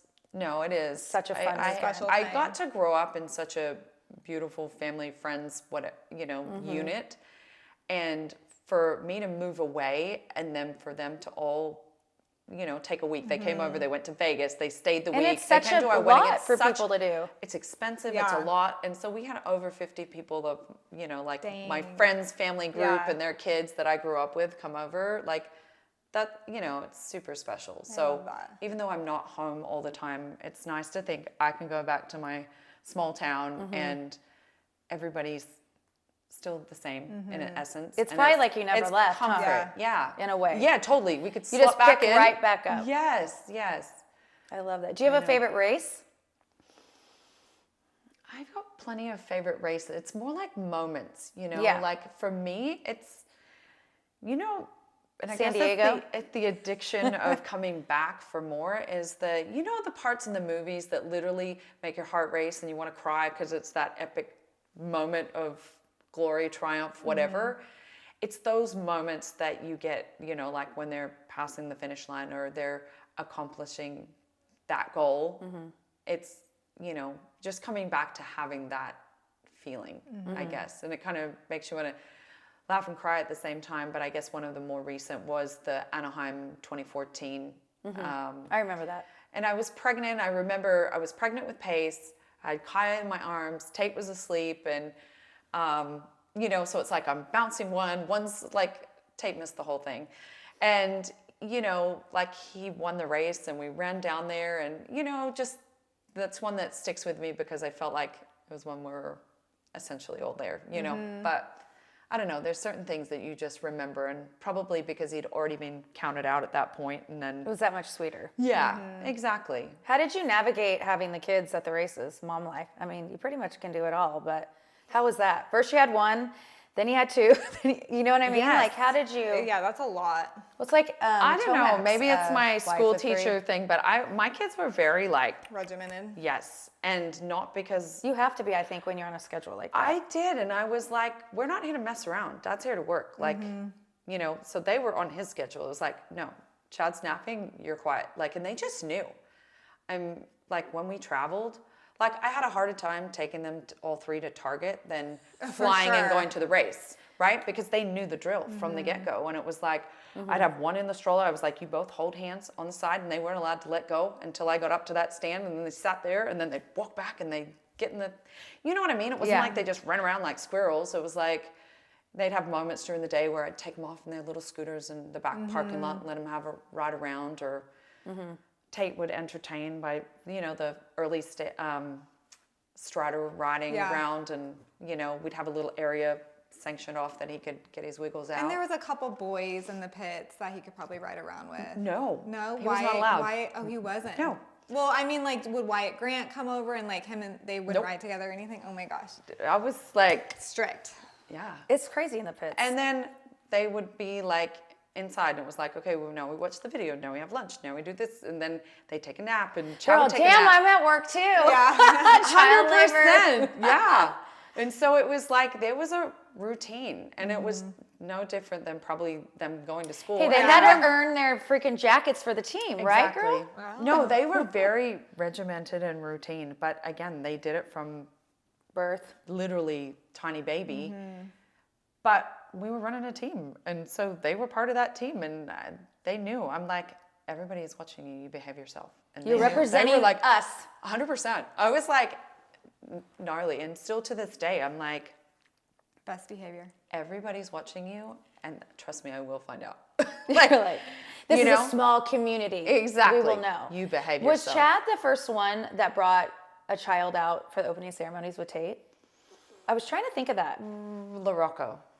Okay. I think it was when he was like retiring or Oh, something. okay. I remember that. Wyndham never did.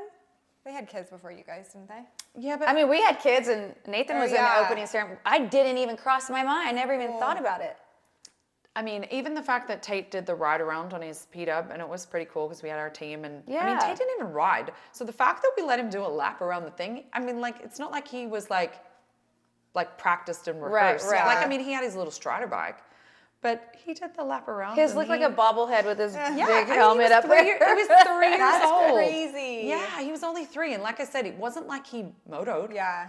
Like they just really didn't do it. So I don't know. But Most again, kids, if you think, would be so scared and intimidated to go out. All in front those of- people, it's the dark. lights. The that's what I was lights. just talking to Ping about the other day, and I said, like, my kids are so comfortable here, and he's like, oh yeah, you know, like, and thought I meant like Tate's like, you know, thinking he's cool, and I was like, no. He's not actually that kid anyway. He's super humble and sweet, but comfortable as in like, this is Second where family. Yeah, this is where I grew up. It's like going anywhere. Like, they grew up there, literally. They had been to more races, I think, than half of the lights class at one point, you know? sure. Like, so the routine, and like I said, I built it in early tight because we were ship. going every weekend. When we were home, they were free as a bird, and we play and outside and swim, and they could be kids. But they knew when we were at the race, it's a job, and I like that though. we are here to do a job. And again, babies being babies, but I mean, if they woke up at 6 a.m., I was like somewhere in the restroom, you know, whatever, like. Right. So how quiet. did your post-race era, how did you transition into that? Now you're not. Now the team is done. He's retired. Honestly, COVID happened. Yeah, You're not racing anymore. that was How was hard it? for me, actually. Was it I'm not harder gonna for lie. you or was that harder for Chad? I think me, and he'll probably back that up. I feel like I went into a bit of a depression, actually. I would say that now versus like at the time. Because you can look back now and Yeah, and recognize. reflect Because on yourself. you But didn't have like, we didn't have a game to play. Yeah. I'm like, what are we doing? yeah. COVID was like, you know, like 2021, you didn't really miss it because everybody was weird and they had all the was dumb rules and it was yeah, so such a stupid. weird And we year. sat at home and was like, that's dumb. It was. So it didn't feel like we were missing out. We were like, oh gosh. you Yeah, know? there were so many rules too. Exactly. And it wasn't, you know what I mean? Well, and it was like wasn't, the 3 oh, races and then yes. like a couple days off and then 3 more And then you have to races. test every time and you got to wear a mask. All that drama didn't make it, it was after that. And so it was kind of like, okay, Now what? now what? Exactly. Our kids got busy racing BMX. So that was really fun because they kind of have the Were same. you still up in North Carolina? Yes, we Okay. were. And so that was kind of busy and nice, but then it was like, okay, I'm not gonna lie, I missed the action. Like our kids are doing something and it's lovely and they're super cute and they're learning but I'm like, Your okay, soul wasn't being fed. What are we doing? Yeah. And it's really hard because he's like, well, a part of him always was like, yeah, I just want to go back. But then it's like, like he said, always said, oh, I'm going to know what I'm done. And we never talked about what am I going to do after. It was never a conversation, not once. And I mean, I'm telling you, we talk all the time. Not You one. talk all the time. No, I'm just kidding. Yeah, totally. Not one time did we. Did you and Nathan talk about ever it. have this conversation? Because Ryan and I never had it either. Like- I never had a single thought in my head Yeah. when Ryan was done racing. We didn't so think when it Nathan was- happened abruptly. It was Nathan's like, happened abruptly with his team because he kind of got left in the dust, and then we kind of were forced to go. What do we do? We didn't Exactly. because didn't think it was going to happen when it No, happened. totally. But we had real estate. We were trying to put things in motion, but we would have done a lot of things different in the last 2 years than knowing. Yeah. Hindsight is a beautiful thing, right? We all would have Coulda, done- shoulda, woulda. Exactly. That's why I said, don't follow us for financial advice, okay? Yes. We just live, fly by the seat of our Yeah, pants. just live in the moment. Yeah, we're not planning for anything down the track. Yeah. So that was hard because I was like, we don't have a game to play. We're used to playing like big games where it's like fast and you Now used you to want your me to be heart a rate. regular stay-at-home mom? Yeah. What? Like I'm like, eating all the time. I was like, you're like, because race day, it's like you walk 1,000 miles and you can barely eat because your you're heart so, rate's yeah, 200 exactly, yeah. exactly. So you're living in fight or flight mode and then you're like, wow, I'm so relaxed. well, that's why I went back to school. I know. Well, Yeah. I honestly thought about like, what am I gonna do? I can't not do anything, and I can't put pressure on him to go race again. I was like, you need to fill me up. You got to exactly. go. And Sure, you can't just, you know what I mean? Like I couldn't. can so you I do was- guest appearances? Yeah, Like, totally. Can something? we get something going here? Honestly, super challenging. And at the same time, our kids had just decided that they want to start. So we sold everything. From North Carolina. We sold our 2-2 compound in Okay. Florida, okay, at that time because Chad was done and we're like, Oh, in Date City. yeah. And so we sold everything. And so then it was like, okay, our kids want to ride. So we You're all darn started dabbling in a few things. And again, when you start to learn to ride, that's not an easy transition. Like when you're cute and you're on a 50, Putting it's around. like, yeah. When you jump into these things and it's like these kids on 85s are like faster than anyone. The scene is wild. So here's us. We're like, everyone invites us to all these big races, that most normal people would never attend for their first races. So we're like, springeting, sure. So we signed the kids up and, again, all these hard races that had legitimate kids going. And we're like, well, if they still like it after this. So we took them to the hardest You just things. threw them in the deep end. There you go. Totally. We're like, do you really like it? And they loved it. And they still love it. And it was like, because kids can easily get addicted to things that they're winning at, right? And Right. they're like, oh, that feels good. And so we don't want to just take them to the local race and they're like, I'm a hero. I'm so Yeah. great at this. So we ended up at all these things and they still loved it and they still wanted it. And so we're like, kept putting a few more toes in the water, I guess you would say, but not wanting to push it. So we're just like, how everyone Well, because goes you all know in. that yes, you know the path ahead and how hard it's going to be, but you're going to do what it takes for your kid. Yes. So you're Well, like, are and you sure? also too, here I go from Chad, who is an extremely clever rider at 16, and I was like, oh oh yeah, whatever. Like when I first saw him ride, I was like, must be pretty easy, you know, like whatever. Just twist the throttle. You know, well, I was You know, most we're people, from Kari, that's Kari. easy. Yeah. Like, you got an engine. Okay, Yeah. sure. He made Jumping it look these so huge easy. jumps. So I was like, whatever. I didn't realize till much later when we started going places that people had a whole lot of trouble doing it because it was natural to him. So then I was like, are they any good? You know, like, because they're learning, right? I was like, oh gosh, what are we doing? Right. I just talked to Ricky about it on the weekend, and he's like, his kids are going off to college, and it's just funny for us to all be having these old people conversations when we used to be like, I hate you. Yeah. Don't look at them Yes, when you walk through the exactly. pits. Head down. Don't walk by the Honda tent. No, totally, totally. Like, I laugh with Paggio because I'm like, remember, I'd be like, fuck you. I literally, and we still laugh about it. We were so intense. Everyone's group was intense. So now we have these like, I miss that. these, Bring that back. oh my God, I was a dead set psychopath, okay? I mean, And said so, some things too. I shouldn't have right? said. And so now we're having these old people conversations about our kids going off to college. And But what how they're doing cool is next. that It's really cute. You realize you're in the moment, you're young, and that's all that your life was, and all Honestly. that mattered. And then now it's like 100%. I love and it. I will go back to saying that the reason we showed up every year with the effort that we did is because we competed against the best every best. time. It pushed you You to know, that it level. does. Like when you have competition like that, you have to work hard. So it's like, I don't know, it raises you up for everybody that wants to go in and, you know, okay, yeah, if Ricky wasn't there, maybe we didn't stay around that long. You know, maybe it does get boring for all these people who are just, you know, like for Jet, the biggest competition for him would probably be himself. You know, if you just win out and it's like no one's I would challenging. think it becomes It's not, boring. it's not fun for anyone. Exactly. Competition The drives competition- us. A rising That's why we tide, show yeah, up. that's Yes, what we need. and that's the addiction to it. is Yes. San Diego this weekend, my kids were standing on the thing, and I actually was like into the race because it was like exciting for once. You know, it was When like Kenny and Hunter, when they whipped over Yeah, the how at the same fun. time, it brought me back to honestly. not Totally, that they're, it did me rivalries, too. But when I remember Chad and Ricky, they would like whip over the triples together, and I feel Almost so, like look at each other. Yes, and I It was. feel It's like so blessed nostalgic. that I lived that through the era was McGrath, so Ricky, intense because Chad, Ricky. you knew Yes, it was they were so good. fighting Yeah.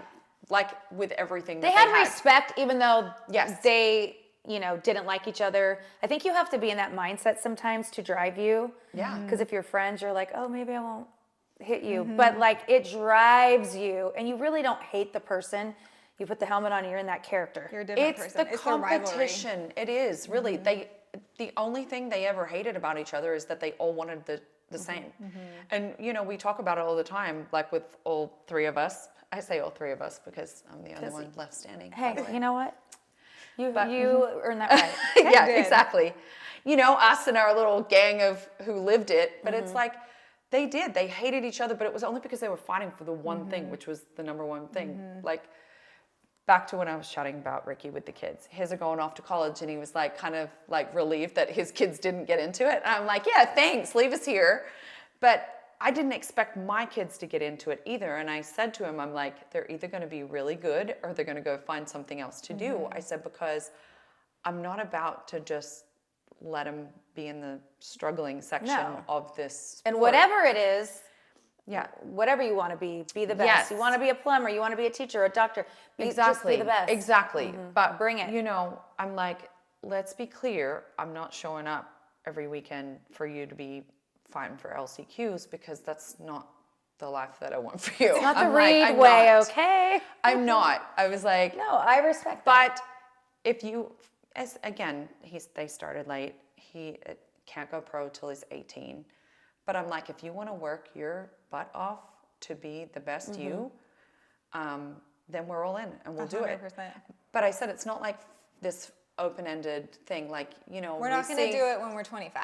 Like, you got to figure it out. It's not going to be cute. Yeah. Like where you're like, oh, I'm still learning, whatever. Like, go in all in, give it everything you've got, and work really hard, be good at it. Because you see a lot of these kids, again, now that I live at a track, and I'm immersed in the amateur scene, actually, but you see all these kids who are showing up to live the dream off their parents' money, and you're like, buddy, okay.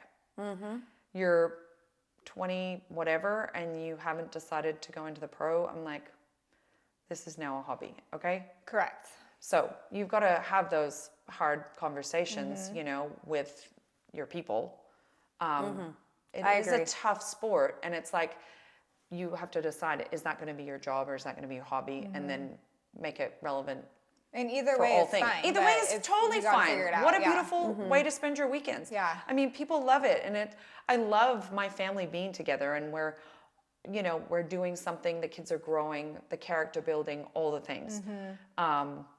And But you're if all they're not together and willing to Kaya really loves it. It's build- so cool. Yeah, no, she works so hard. Like to come back from her injury. Yeah. Oh, that was crazy. And also, can we talk about the rise in women motocross? It's so Yes. cool, and I love that she's a part of it. I do too. She's in a great era right Yeah. now. Like, yes. it's just on the path Well, they towards don't, that. the girls, because she hangs out, you know, and chats with a lot of the pro women now, Yes. and they didn't realize that she was only 13. They were like, when are you going to come up? And I'm like, she's still little. But so she'll do her Loretta's thing and qualify and do all that this She year. made it last year, right? She made it to the regional, but she didn't get to do the regional because of her injury. got hurt, okay. Yeah. So she still wanted to come back for it. And I was like, you are not. We're going to take our time. Yeah. We're She's gonna like get you Chad, like strong." you said. Totally. She came, like, okay, we're sitting there evaluating the process of what the injury is, getting her surgery. She'd never even been to a sick doctor visit, okay? She's like, Ever. bam. And nothing. She'd never had a broken bone. And we're sitting there evaluating a spine fusion, and I was like, oh my gosh. And What did she break exactly? so she had compression fractures of 6, 7, 8, 9, 10.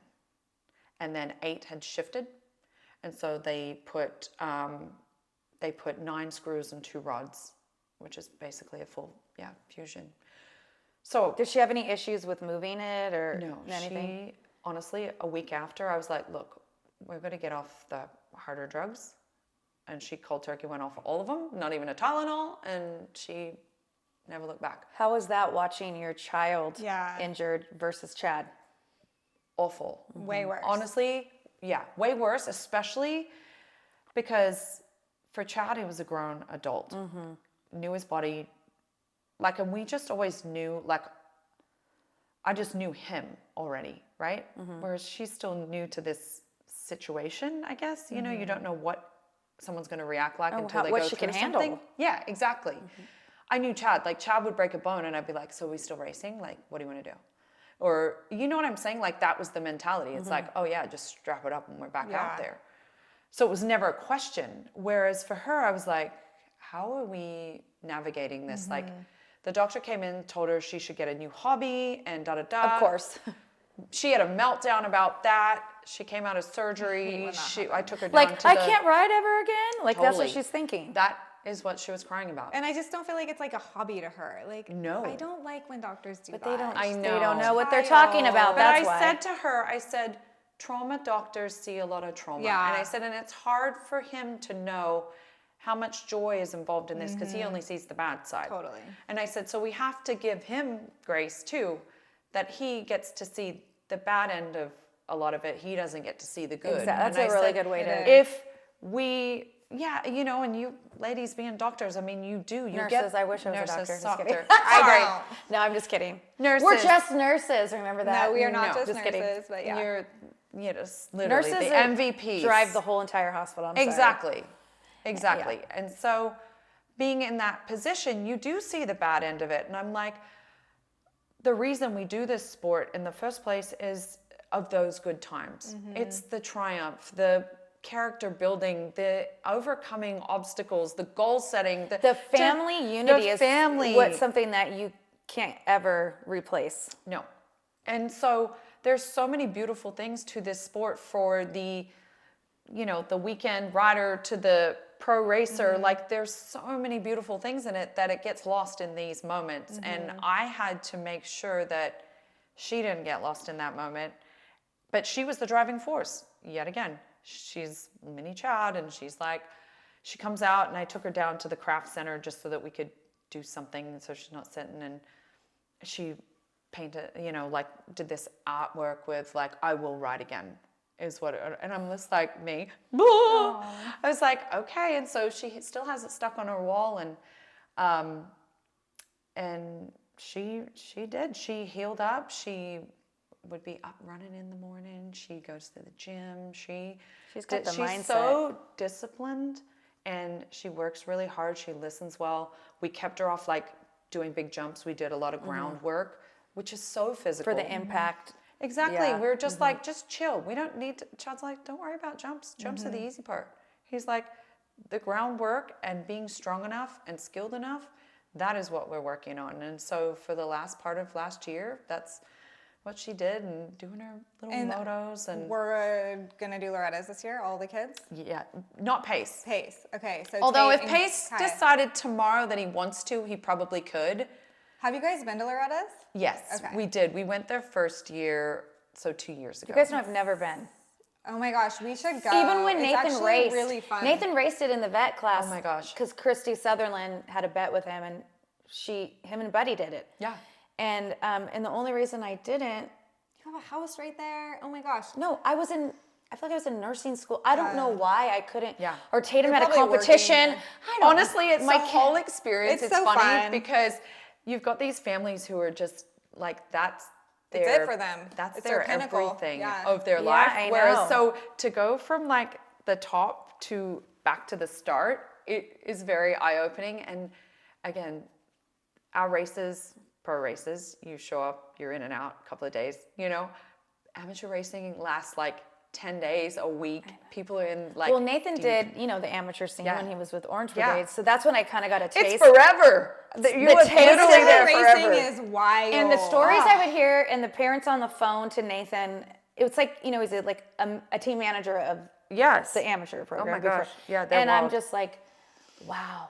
Thank God, Tyson. I probably would have I would have had some fights on the track with Oh, some I women. would love 100%. to have seen you as a moto mom. Oh my It's gosh. funny because I've always been really like hectic on Chad, and like, Yeah. we're not here to mess we're around doing a job. with our kids. It's like so different because they Did you have been have in fun? the learning. Yeah, totally. I was there. I was like, they were still in the No, cute but what phase I 'cause mean, they were like, learning. me and No. another moto mom, we would, Oh yeah, no, I Mama have to bear, stand by myself and Yeah. and I just try to remain quiet because I'm like, oh my gosh, watching from the outside, like they are crazy. It's so I'm glad we wild. skipped the 50s and 65s. Those are the worst They classes. are the worst that's classes crazy. I because know. I there's think because always everybody thinks their fights. kids got it until they transition to the next class and they're like, the "Oh, thank you so level much." of intensity, I'm telling you, the 50 parents of some of these kids have them working a harder schedule than the pro level. They don't, and like, That's so sad. oh, it's bad. So yes, I've been are you having fun? Are we learning? Keep building. Again, because they've had to come in and there's this expectation. Chad Reed's kids. Yeah. Right? That's a hard And thing I'm like, to live under, too. I'm like, It is. I said, you're on your own journey. I'm like, I don't care about anybody else out here. In the same conversation to Chad, but in the opposite kind of thing. I don't care where they're at.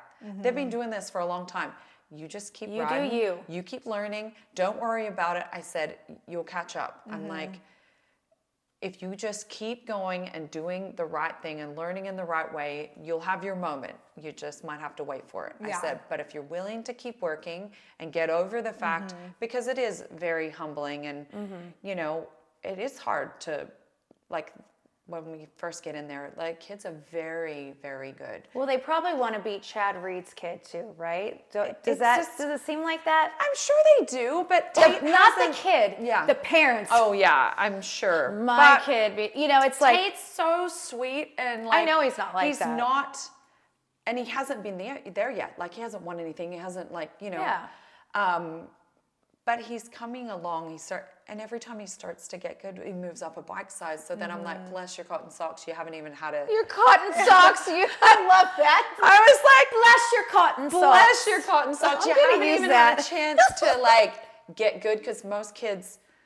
Again, Chad has his opinions, but he's like, everybody like stays on their motorcycles way past their time. They should be moving up. It's ridiculous. Especially, They there's like, you've got kids that are like 9 years old on a 50 still. And so you've got Even I know 4-year-olds. that's not acceptable. There's 16-year-olds in the super mini class. Like, it's Totally. wild. And yeah. so Tate's either always like a youngest or little, or he's When's just Tate's moved up. birthday? He's April 30th. So it's a decent birthday. Yeah, no, it's fine. What's but the he's best just birthday to tiny. have? January 1st. So Yeah, Andrew and Hudson. Jackie literally planned, they had the option of December 29th or January 3rd. So you're the oldest of your And class. they picked You know when he January 3rd introduced for himself, Loretta's. he says, "Yeah, I have a great AMA birthday." Yes. That's what he came out He with. said what? He has a Hudson great Day.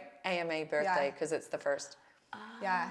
So But- Andrew's birthday is in November. So that's how we learned it. Andrew was always on the younger end. But see, I Gotcha. think it's changing a little bit, and most kids dip the super mini class and have bumped up to the 250 class. Well, and they're so, skipping the 125 class like altogether these But days. if you think too. about it, the 125 has less. Here we go, getting technical. It's fine, girl. The manufacturers aren't putting so much time into it. It used to be 125s. There were a lot of Yeah. them. Now there's less, and whatever. We didn't put Tate on a 125. Kaya rides a 125, but at the time it wasn't the right Fit move for for Tate, him. yeah. Yeah. Is he riding a 250?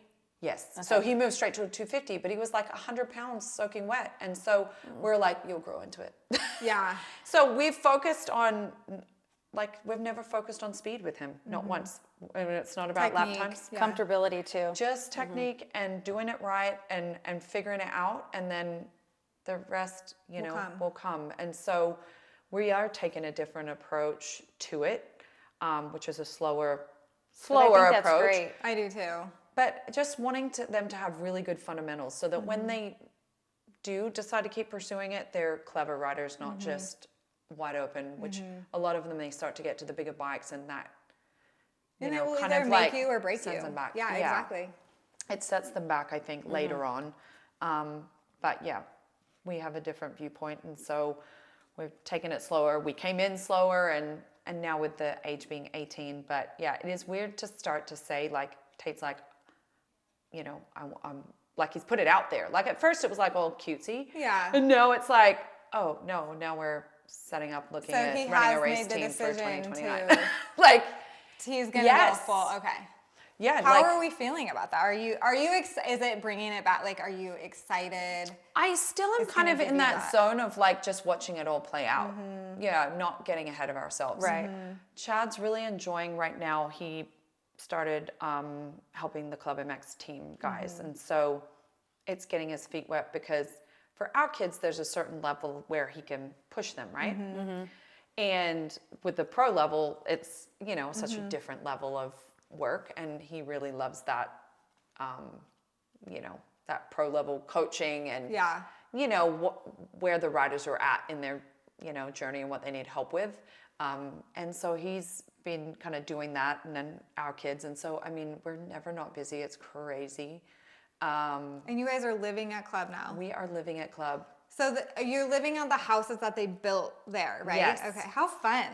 It's so weird because I would never have pictured this for my life. I don't know what I was picturing. Yeah. I said I never planned ahead, but this definitely isn't it. But yet when everyone's like, how do you live at the track? And I was like, yeah. I said, but in our minds we were thinking, okay, well we could get a house like, in Charlotte or somewhere.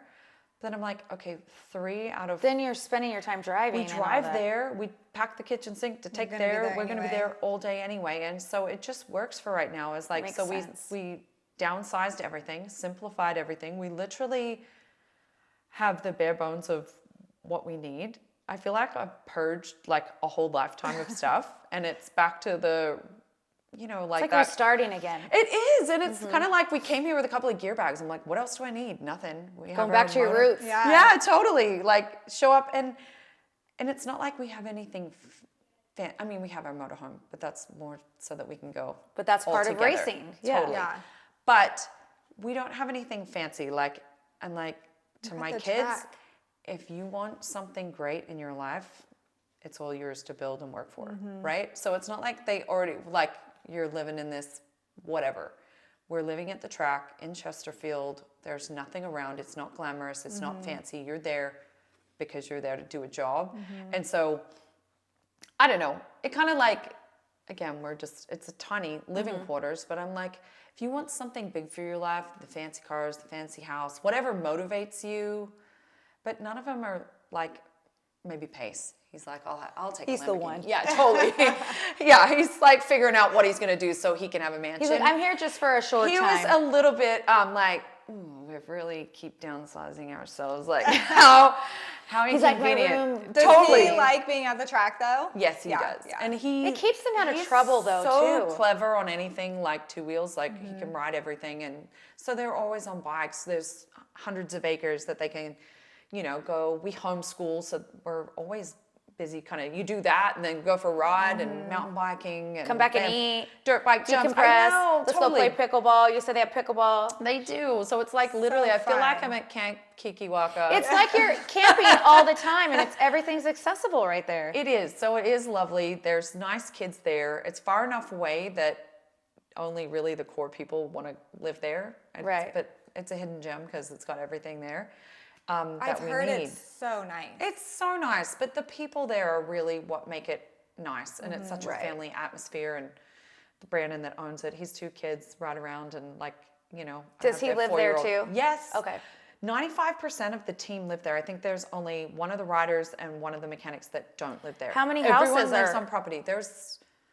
There's tons of little Really? houses. Yeah, They're I'd have gonna to make count. it like a community. I know. It's I really saw like a that. golf community, but I think there needs to be more of that. there's multiple tracks. They've just built this big gym, so we can't wait. I need to go make an appearance. Can you make one for me Yeah, too? totally. Me too. Yeah, we'll go. But like the facility and what they have available and what they're trying to build there is beautiful, but also the sense of I don't know, they care about their riders. Community. Yeah, It's a it's family. nice. It really is. You don't So, feel like they're just a number there. Like 100%. Yeah. And we love that about the riders that they're helping there, and so again, to be able to, for Chad, again, to give up his free time to be there at every training session and help with testing and help with all these things on their bikes and then come out here and do a West Coast swing and bring the whole family. Everyone's like, how come you're out here? I was like, well, if Chad's here, I'm here. I'm like, you don't realize. Yeah. I'm like, he wouldn't come if I wasn't here. I'm like, But I'm it's going home a fun. week early. He's like, maybe I'll just come with you. He's like, But that's fun because like when I go to the races and when I work in the Alpine Star Medic, I only do that so I have a chance to be with Nathan. Exactly. And yeah, we don't see each other during the day, but we travel together, we go out to eat. Yes. We debrief after the race. Like Totally. And then I'm like one of the guys because the whole crew will be in the car 100%. driving, especially outdoors. Oh, yeah. Driving that whole way from the airport to our hotel. It's Dude, nice. I'm It just gets one of you- the guys. We talking Oh. shop, like you said. We're talking all know, kinds of and stuff. I think I just immersed myself into it early where I was one of the guys because Yeah. there really wasn't a lot of girls Yeah. around that it was like I there's kind of just still count really myself as one of the isn't. guys. The you know? wives don't get involved like you did. You were just like a rare breed. Yeah. yeah. She's We appreciate really- that. Thank you. I'll be representing. I'm like, we'll appreciate that. Well, it's cool because then your kids now, how lucky are they to be there at Clemex and have their dad as their coach? How do they receive that? Because I know Do in they my, listen to him? They 'Cause do. When crew 'Cause Tatum rode, won't it listen was to me. like, yeah, it was know. like, I'm not listening to you, but Ryan would be like, hey, Nick, come here. Tell crew to, and Isn't it funny? Yeah. So yes, they actually listen. They actually listen to me too, which is funny. Like not, hey, go and put your laundry away, but on track stuff, Yeah. they'll listen and.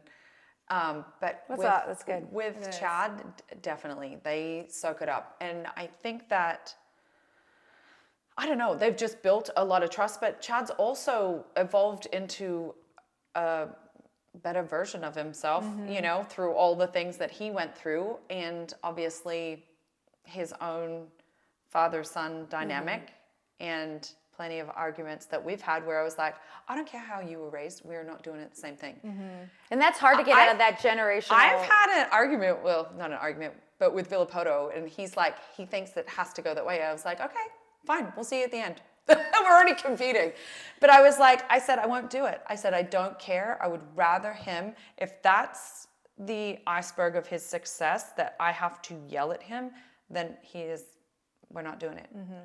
And Yeah, so we'll see at definitely. the end of the day what happens with that, but taking a very different approach than how Chad was raised, that era was raised. the yelling, the pressure. You should Exactly. evolve better Yeah. than your past Totally. generations. You know, I mean, like learn not from having the that mistakes. relationship with your parents. I'm like, that's not worth it to me. My kids are everything to me, and I'm like, not one friggin' trophy that I own is worth not having my a relationship with my kids. child.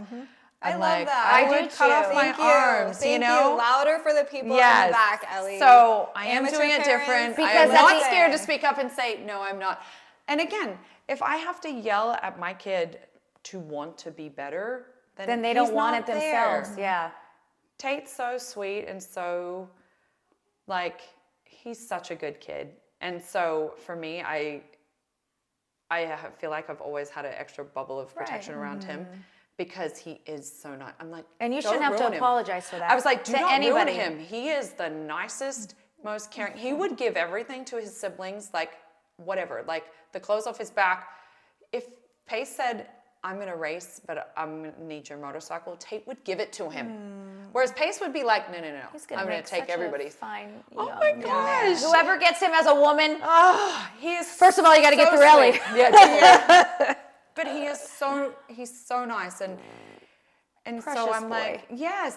And everybody that thinks nice guys, I'm like here to prove that wrong because he is such a good kid. He works hard in school, he works hard in his things, but he's really just nice to his siblings and he's I a love good that. kid. I Yeah. love that. Well, I know. that's because of you guys.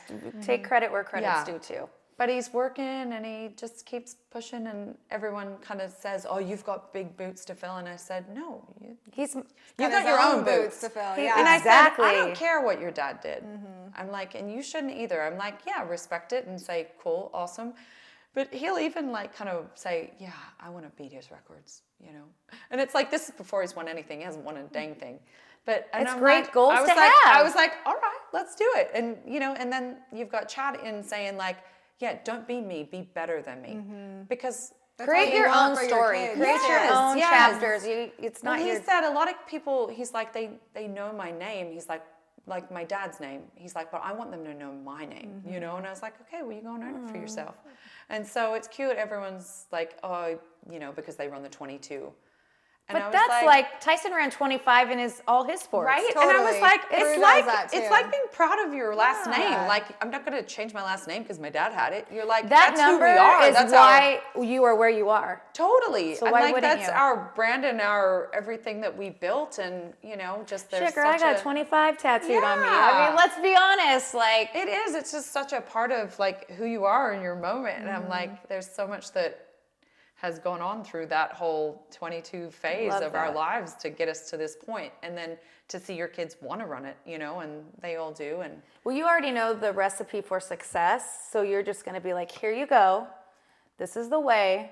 We're going to be here. And most kids don't get that Yeah. chance to have that, or the parents that have already lived that life. And I think that's. yes. And you can apply that to anything, because Nathan applied that to Tyson in sports, you know, in different things. I don't care. In work, in life, like it's not just racing and, No, and you can apply it to anything. In your everything. life. And I think that's Your relationships, your 100%. marriage. Like literally, Everything. we've done everything right and everything wrong and in between, like over the years. And we had to do it on our own because we didn't have parents here going, you probably shouldn't do that. Or, hey, what about this?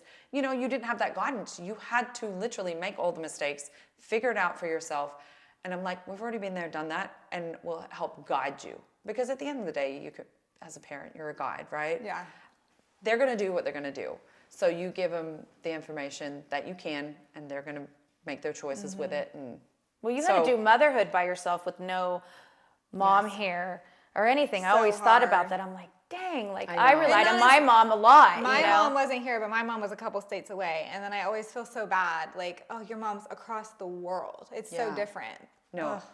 it was isolating at times because you're just like, oh, you know, like you're just like, my sister lives 3 doors down, and it's like, the grandkids would always go to my mom's. Ride their or- scooter Yeah. over. Yeah, totally. But, Or well, like, don't you want that? Like when my kids Yes. have kids, I'm like, everyone's like, where are you going to end up when you retire? I'm like, depends where my kids are. totally. How many kids? Where do they live? Because I do, but that's how my family is, and it's like it's weird for us to be over here, but then when we're there, we just slot back in and we're Yeah. those same things. And I love that my kids have that comfort within their cousins and their grandparents, you know, Yeah. that they just go and be a part of that world again, and that's what they look forward to. just wait till your traveling kids to live Australia. across the states one day. No, and that's what I'm saying. Like I tell my kids all the time, I'm like, you just live with me forever. Forever. I told Tyson that. I was like, Yeah. I'll keep my house with this many bedrooms because I want you to be able to come home whenever. Multi-family living. Yeah. I mean, it's a thing thing now, now. and it's so expensive in freaking California or in this United 100%. States. I'm like, why would you go off and Why rent would you if you don't spend have to? all the money you make, half of it going to a mortgage every month? I mean, I'm just saying. Maybe Yeah, it's me you're being never home. selfish. No, I really think there's something to say for it. There's a lot of people who can't live with their families. I mean, we have our property in Tennessee. I'm like, let's just build a compound. Yeah. 100%. A bunch of barn dominiums, you know? Yes. I think you're onto something. I'm just saying. But did you ever have any, I don't even know if I know this, rituals or superstitions when Chad raced? Did you have any like race day things that you know, a lot of people are like, oh, we prayed together, or I have to do this, or I have to do this before. Did you ever have anything? I don't know that I had like a didn't. specific thing. I used to take a big inhale and then I'd hold it until the gate dropped and then I'd let it out. And then you pass out. No. Yeah, totally. Me. Yeah, no. And I would just let it out. And so I found myself doing it again, you know, now with the kids. But it was just kind of like a take a deep breath and then it was like let it out. And really, no. He had his whole like put the right side on first thing. I remember that. And like still to Put this one. day, can't put the left side on first. I'm like, whatever. But Is that just a habit though, or is it an actual superstition? Like something bad will happen if I don't put my I right side don't on know. first? He just will never not do it. Yeah. So I I think don't when think you- we'll find I out. mean, I feel like I put my pants on the same way every day, so I I'm put yeah. mine right. But then somebody asked me the other day, do you put both socks on, then your shoe, or do you put one sock on, then the shoe? I do So both now socks. I'm like, don't trying to know. get ready in the morning, and I'm like, There's so much pressure here. well, What maybe do I'll I try do? it this way. Yeah, So one totally. day I'll do it this way, the other just to mess Isn't that around. funny? No, I really didn't. I just, no. There No. were certain things, feelings, but no, I didn't have like a set thing. Yeah. Well, I'm gonna tell you what. I'm not washing my Rams jersey from Oh last my night. gosh. I washed it after I wore it to the race. Yeah. So this in the morning, I'm like, I gotta wash this, and because I'd gotten stuff on it, and then I told all our friends last night, nobody, because we all had jerseys, is washing their jersey, and Oh, then I just watched Cruz. Cruz is in the washing machine and, right and now. Nathan's friend goes, was my friend too. He goes, I haven't washed it all season. We're like, how hot has the Perfect. season been? You're like, oof. I'm like, awesome. That's so funny. We're in. We're good. Yeah. That's hilarious. So since you travel so much and do you have like a have to have something in your bag? Like your top 3 things for traveling? From Australia, my pawpaw cream. Like it's just like a lip balm, but it's like you can use it on anything. Cuts. Almost like an diapers. Aquaphor. Yeah, totally. But it's from Australia and it's pawpaw cream. So Pawpaw? yeah. Say it again. Yeah, pawpaw. I still have Australian words. You know, Wait. everywhere I go, someone says, where are you from? And then I think, are they wondering if I'm from, like, okay, South Carolina? They're like, no, where is it? I was like, Australia. And then I have to go into my whole, like, well, why are you here? Da, da, da. Like, I literally end up, it just was You're a like, simple how much question. time do you have? There you go. Yeah, Read totally. that. Get back to me when you're Yeah, done. exactly. You're like, hang on. And it goes into this life story discussion because they want to know where I was from because they hear the Are Australian you on accent. vacation? I live here. Why do you live here? Exactly. Why'd you choose this So city? I literally am like, why can't I just say South Carolina? Because they don't believe me. 'Cause I you're- would say yeah. Florida. Practice your They don't- American accent so Yes. that way you could just put it on when you go there. Exactly. And I Water. try, but there's just certain words that still come out. Fairy floss. Yeah, fairy floss. That was Yeah. the first, I mean, Yeah.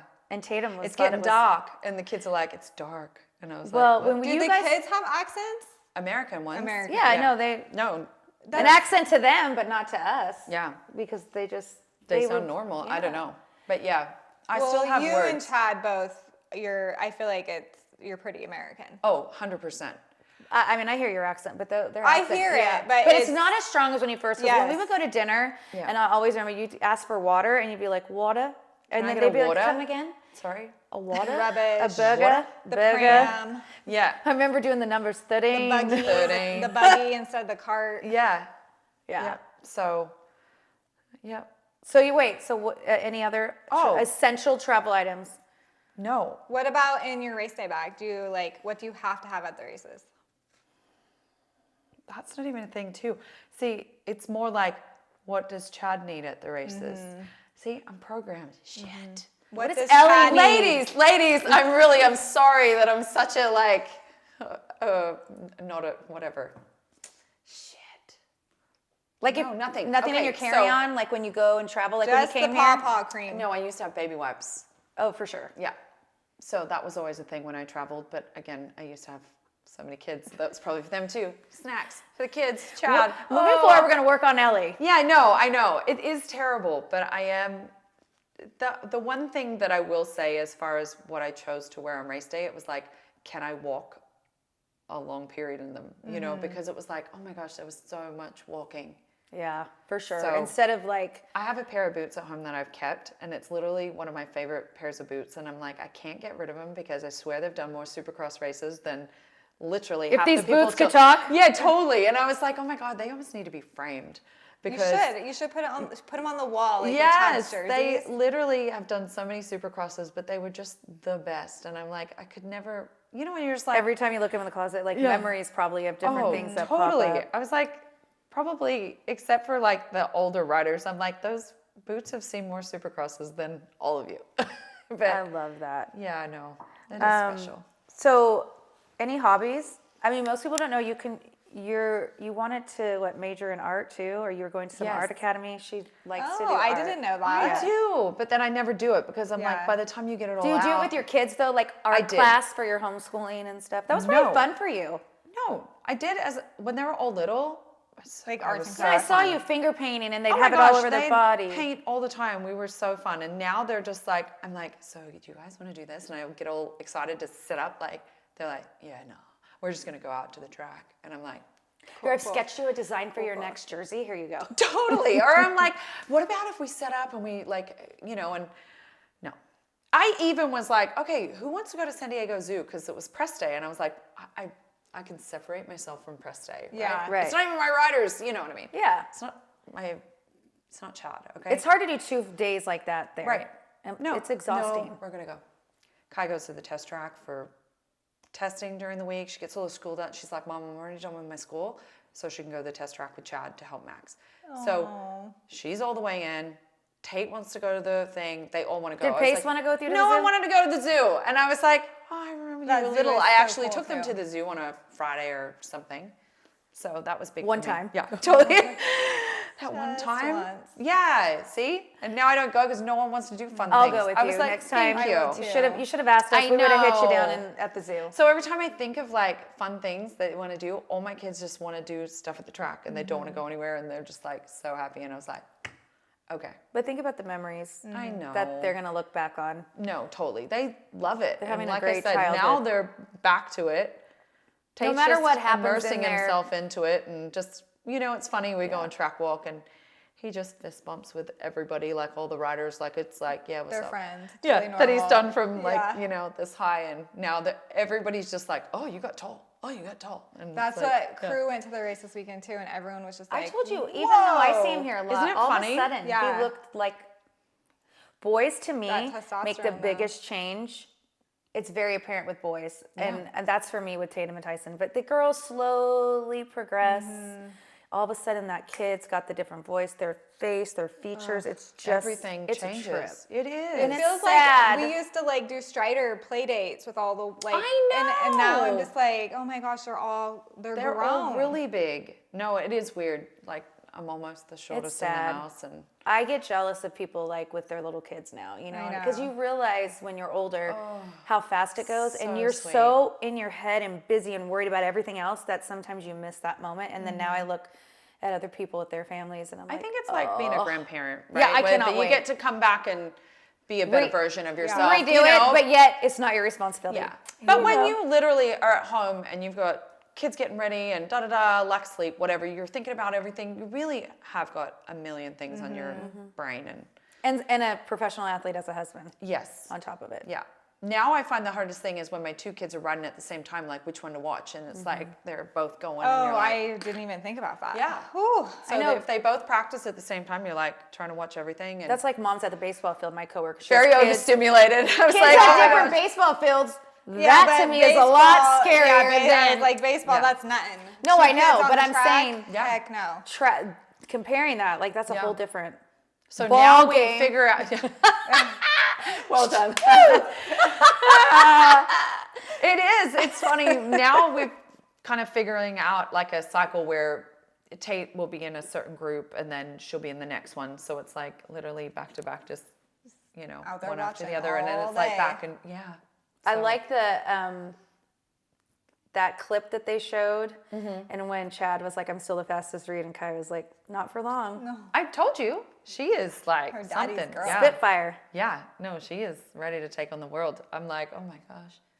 Well, we ask everybody what your fashion inspo is, but you told us before, track is your Yeah, totally. the dirt I'm life. shoes. How can I sweat in it? Especially being like most of the time from Florida, the East Coast. I'm like, we are sweating a lot out there. People. How is the weather where you guys are now? It's actually cold, so we're gonna go back and be layered up. And Like so how then- cold? What do you like? 30s, 20s? Yeah, like 20s in the night at the moment, and then 40s. But it should be like more like 40s, 50s. 40s, 50s is like doable. But I mean, they're out on track still. So then I'm like the homeless version because then you're like laying. Yeah. Like Got the you know, beanie. it's not like the Yeah. New York cold version where Yeah. you're walking around the streets and you like With look cute. Yeah, furs totally. and- And we look cute. I'm like, Oh, trust me though, Tatum. Yeah. She's a lot like you. Very late. She's the complete opposite of me. Yeah. In that sense. I mean, when it's Yeah. time, she does her makeup, gets ready. But that girl don't care. Yeah, no. She'll walk around in But a see, big and parka. I grew up that way where you like went everywhere. Like for me, when I put makeup on, I actually feel like awkward, and I feel like, oh, That's how I was. Yeah. I was not like.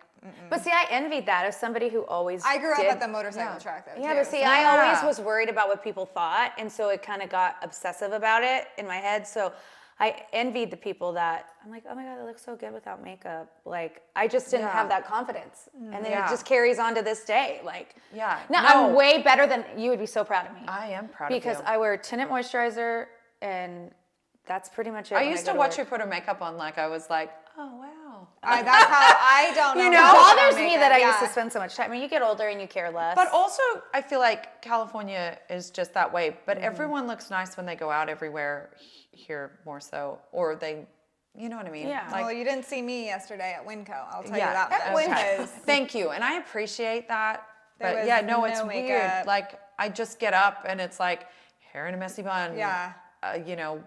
What I can run around at the in, track. boots, whatever. We're at the track all the time, and then even when we're not at that track, we're at another track. You're Yeah. driving, breathing everything. in that dirt. Oh my gosh! So How it's far crazy. are you guys from Charleston out there? I think like 2.5, 3 hours. That's I think one if we place went on my straight bucket. across, like Myrtle Beach is like 2.5. Have you guys ventured We off? actually did go there. We're very proud of ourselves. Yeah, we did. We That's went for on my my list. birthday actually for One the day. weekend. One I know. day. He took me for my birthday last year, so there we I go. heard it's so cool. No, it is pretty. Like I said, we're spoiled because Australia beaches are the best, and like, if I'm just obsessed with the Australia beaches, the waves, the Yeah. things like that to me like fills my cup going back, soaking that up. Tatum's going to Charleston for a bachelorette party Yeah. this spring. Yeah. I'm jealous, but Yeah, no, it'd be nice. yeah. That's how you know, like if you're like one of those like girls that like dive in and you get wet under the water, or your head Me. stays above. No, I go under. Okay, If you see? would believe that about me. I along my know. hair. I I've always, just don't like the don't. ocean. I would be out there, me and Rachel, Oh, and she lives at the beach. yeah. We're always like diving, right, body surfing. Like Yes. we love the water. See, we do too, and my kids love it. And like we could go there and they surf. Or, I could be out there all day, and you Yeah, get the best we could tans too. because you have the reflection and the sand. You No, all I fucking love tan. it. It's seriously like people say, "Oh, you've lived all these places. Where do you want to live?" I'm like, in a little place by the ocean where I walk bare feet, and I don't have to like wear. The beach life is the I best don't say life. don't wear clothes, but like really use like no shoes and Well, like, we like to wear. the I hippie don't wear version shoes of myself. either. You know, go Yeah. back to my heyday where I. She never wore shoes. Flip flops, always. Well, in California. Thongs. What do you guys call them? Thongs. Yeah. I called them thongs growing up. Yeah. Until the thong was Thong something became a else. thong. The thong, the Yeah. thong. Yeah. But no, Sorry. I love the beach. So, but I'm like, I can't live at the beach. You can't just, you Well, know, not right now. what am I doing? Maybe one day. Yeah, that's right. I want to do that one day too. But everybody's always like, oh, where do you want to live? And it's like, okay, but I want to live where I'm doing something. If I'm not actively doing something, what do you know, like you can't just wake up in nothingness every day.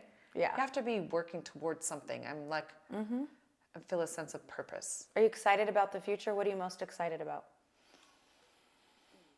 I know, this is my I'm gonna leave you with homework. it. No, I'm just Yeah, I know. Again, I have a hard time with self things. And I don't say that in like a weird way, but it's not like I ever had like, I'm going to do this. I usually think about, oh, I might do that. And then I'm like, I'll think about it in all the ways possible. And then I'm like, okay, I'm bored now. On to the next thing. The only thing I haven't got bored with is Chad and my kids. So there we are. If it works for you, Yeah. then it works for us. So we just keep doing whatever happens next. Okay, this sounds really dumb, but also now you're going to find yourself singing it. It's like, on Frozen where she says, just do the next right thing. Do you know it? Please No. tell me. I never Oh my watched gosh. it. Okay, yeah, I have to watch it. Which My Frozen? kids Really, It there's might be one the thing. second one. Okay, I've seen But the first what is one the on word she repeat. says? She says, just do the next right thing. Like she's sitting there and she doesn't know what That's to good. do. And she says, just do the next right thing. And it's like, okay, that's fucking simple. We can all do that. Like, okay, you don't really always know what the plan is. Like I spent my whole life planned, right? You had your season planned Yeah, out and you just work totally. towards that and you work towards that. And if then you the were hurt, season you just in worked and- towards that. And it just went like a hamster on Groundhog a Day, wheel. yeah. And so when you retire and all of a sudden your whole life isn't scheduled and you're trying to figure out what that next thing is. Obviously now our kids, they have their goals and they're doing that. And then for Chad and I, we're like, okay, just let's do the next right thing. Like what works in the moment and just keep building from there because it's not easy, almost starting There's your again. next company. You're starting again. Do the next right thing. Yeah. So There you go. Exactly. Are there any women in the industry that inspire you or you look up to?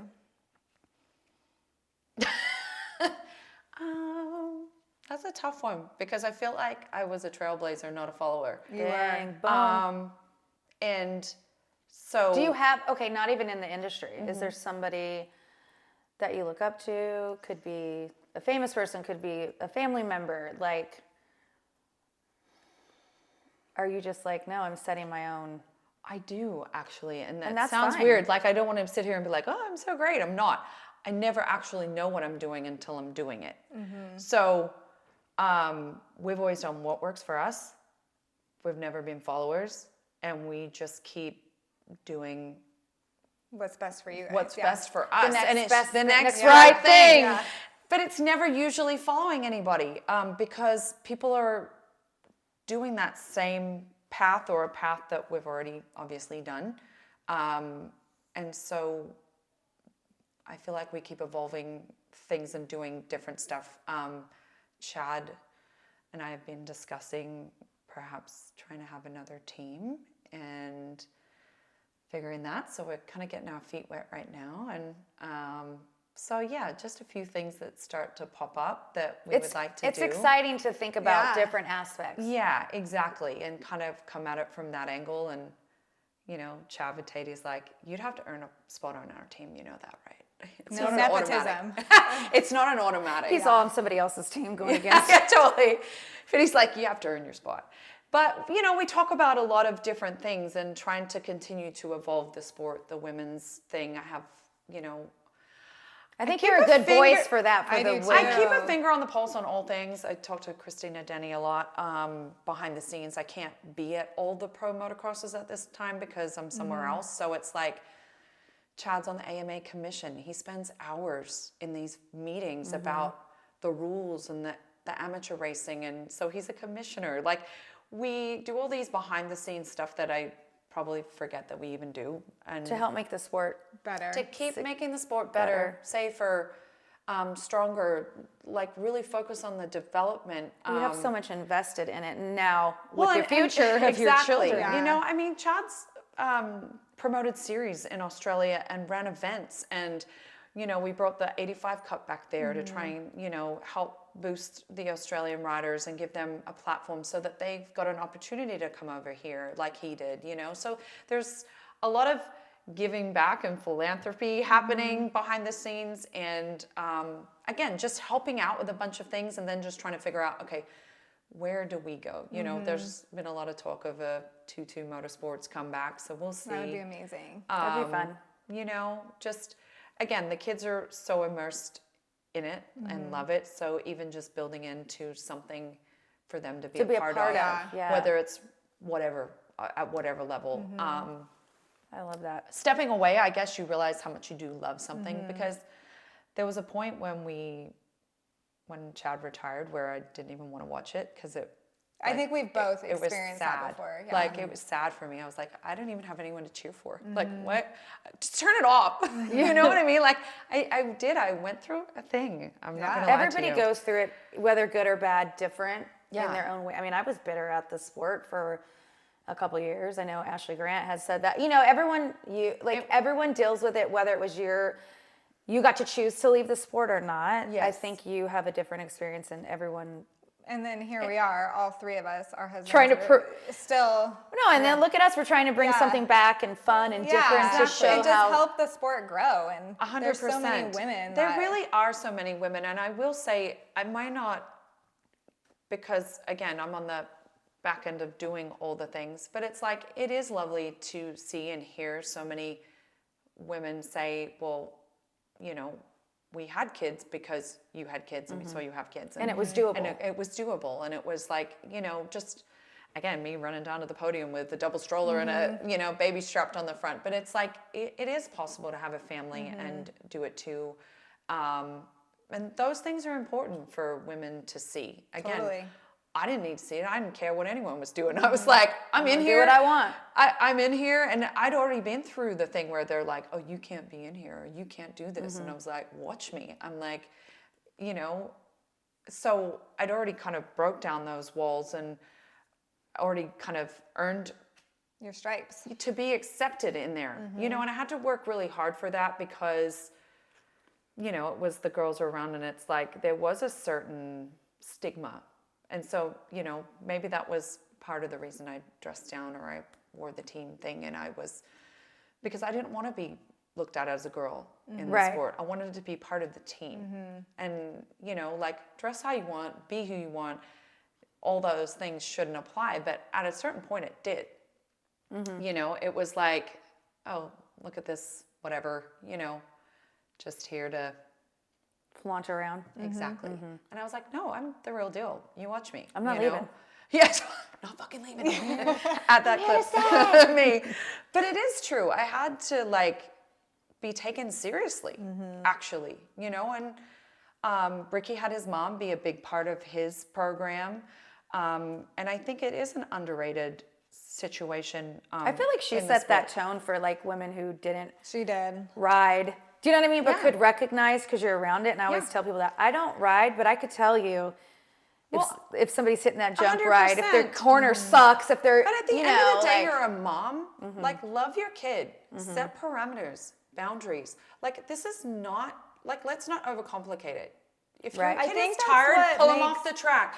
If your kid needs to be like, no, you're being what you're being, parent the children, not act like they're a superstar. There's not when enough they're of that 6 years nowadays. old. In all honesty, I think that's what's so difficult about motocross. Like, my son plays football and he has a coach. I don't coach him. Ryan Yeah. doesn't coach him. His coaches coach him. Yeah. But in motocross, it's your parents.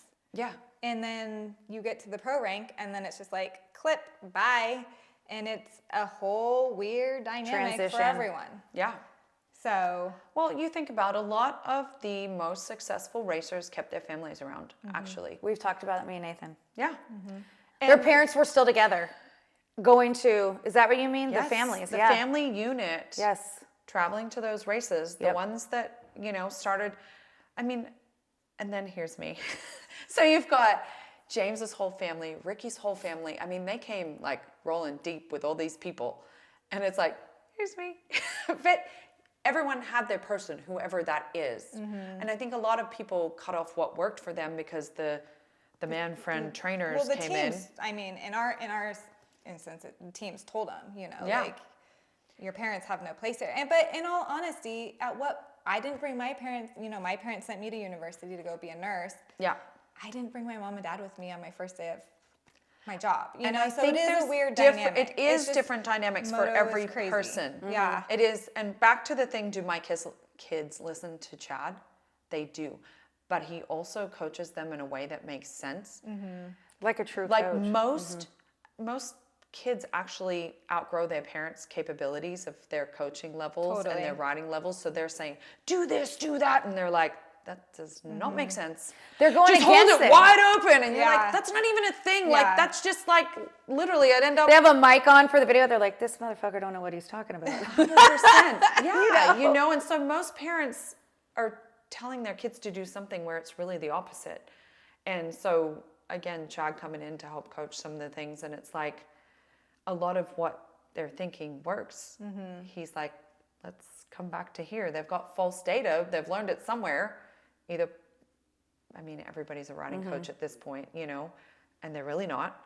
So you've got bad data, or you've got like data that they had from their parents. And it's like, okay, it's really just all made up of opinions. Let's restart. Yes, exactly. Get clear eyes. Exactly. So again, you know, Well, like Chad gets to parents see just both loving- sides of it. Love your child. Half the time they're going to be better at it than you are. Totally. Support them to go through the emotions of winning Yeah. and losing. Cope with that, because you're going to win, you're going to lose in all things in life. Learn to deal with that. Set boundaries. They're not out. You know, like all these people that drop their kids off at things and they're 15 years old and they have no parents anymore, and they're It's the wildest. so you're like, it's be the a wild- parent. Be a parent, yeah. Go to bed early, eat right, like simple things. Like any moto mom can do that. Don't think that this kid that's out here dictating the life. I'm like, I'll take your bike away right now. I'm like, I don't care. Don't raise entitled little brats is what it is. Yeah, They're totally. entitled. They don't have to work for it, or their feelings get hurt so easy. It's like, Exactly. bro, You can still parent your child while having a successful outcome later. Like they don't just get to be like, well, I'm doing this and they run the ship. And I think that's what kind of happens. Parent your kids. You I know? agree. That's great advice. You've come to a mom podcast. Yeah, totally. Okay, last question. Okay. We could go on forever. Yes. Forever. Forever. We might need to do like a part 1 and a part We 2. might need Yeah. to. If you could change anything about the sport, what would it be? You only get one, Ellie. No, I'm just Loyalty. kidding. Yes. Loyalty.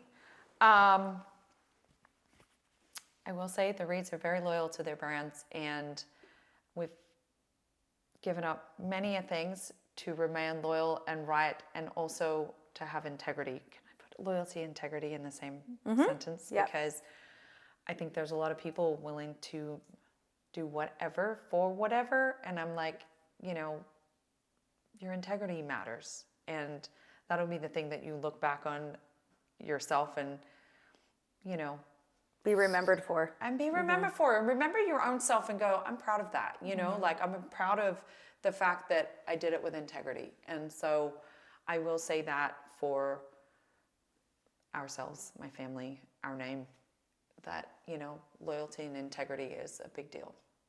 I love it. Well, thank you for thank taking us you. down. Memory Trip down lane. memory I know, for we've me. been all over. You know, I used to do a podcast. I know. stopped doing Do you know it. that I listened to all of it Thank you. on my way to work? And Can you stuff like imagine me that? just sitting in a podcast room? Just She was talking to by myself? herself, Yeah. and I picture you late. I don't know why, and I don't know because I you know, know if you how had a you couch, had your yes. little I cute went little, into a little and you'd place, have yeah. your legs up. I pictured you legit laying on the couch with your hair in a up in a messy bun, just Yeah. like look at the ceiling, just. You know where that picture came from? So that's how I used to talk to Chad on the phone at my parents' house, because we had a phone That was in the attached to the kitchen wall. that attached to the wall. So I'd lay in the kitchen with my legs up the wall, and we'd just talk for hours and hours. Oh you my know, gosh, wherever. I didn't Yeah. realize that. Yeah. Super cute. It's a lost thing, the phone. I know. Like our kids are never gonna have like a Well, the best part was you could hear what they were talking about. I When know. they're attached to the wall too. I know. We would be right in the kitchen. But yeah, no, Oh, it is good cute. times. It All is. right. Well, thank you Thank for having me. for coming here. Thanks, guys.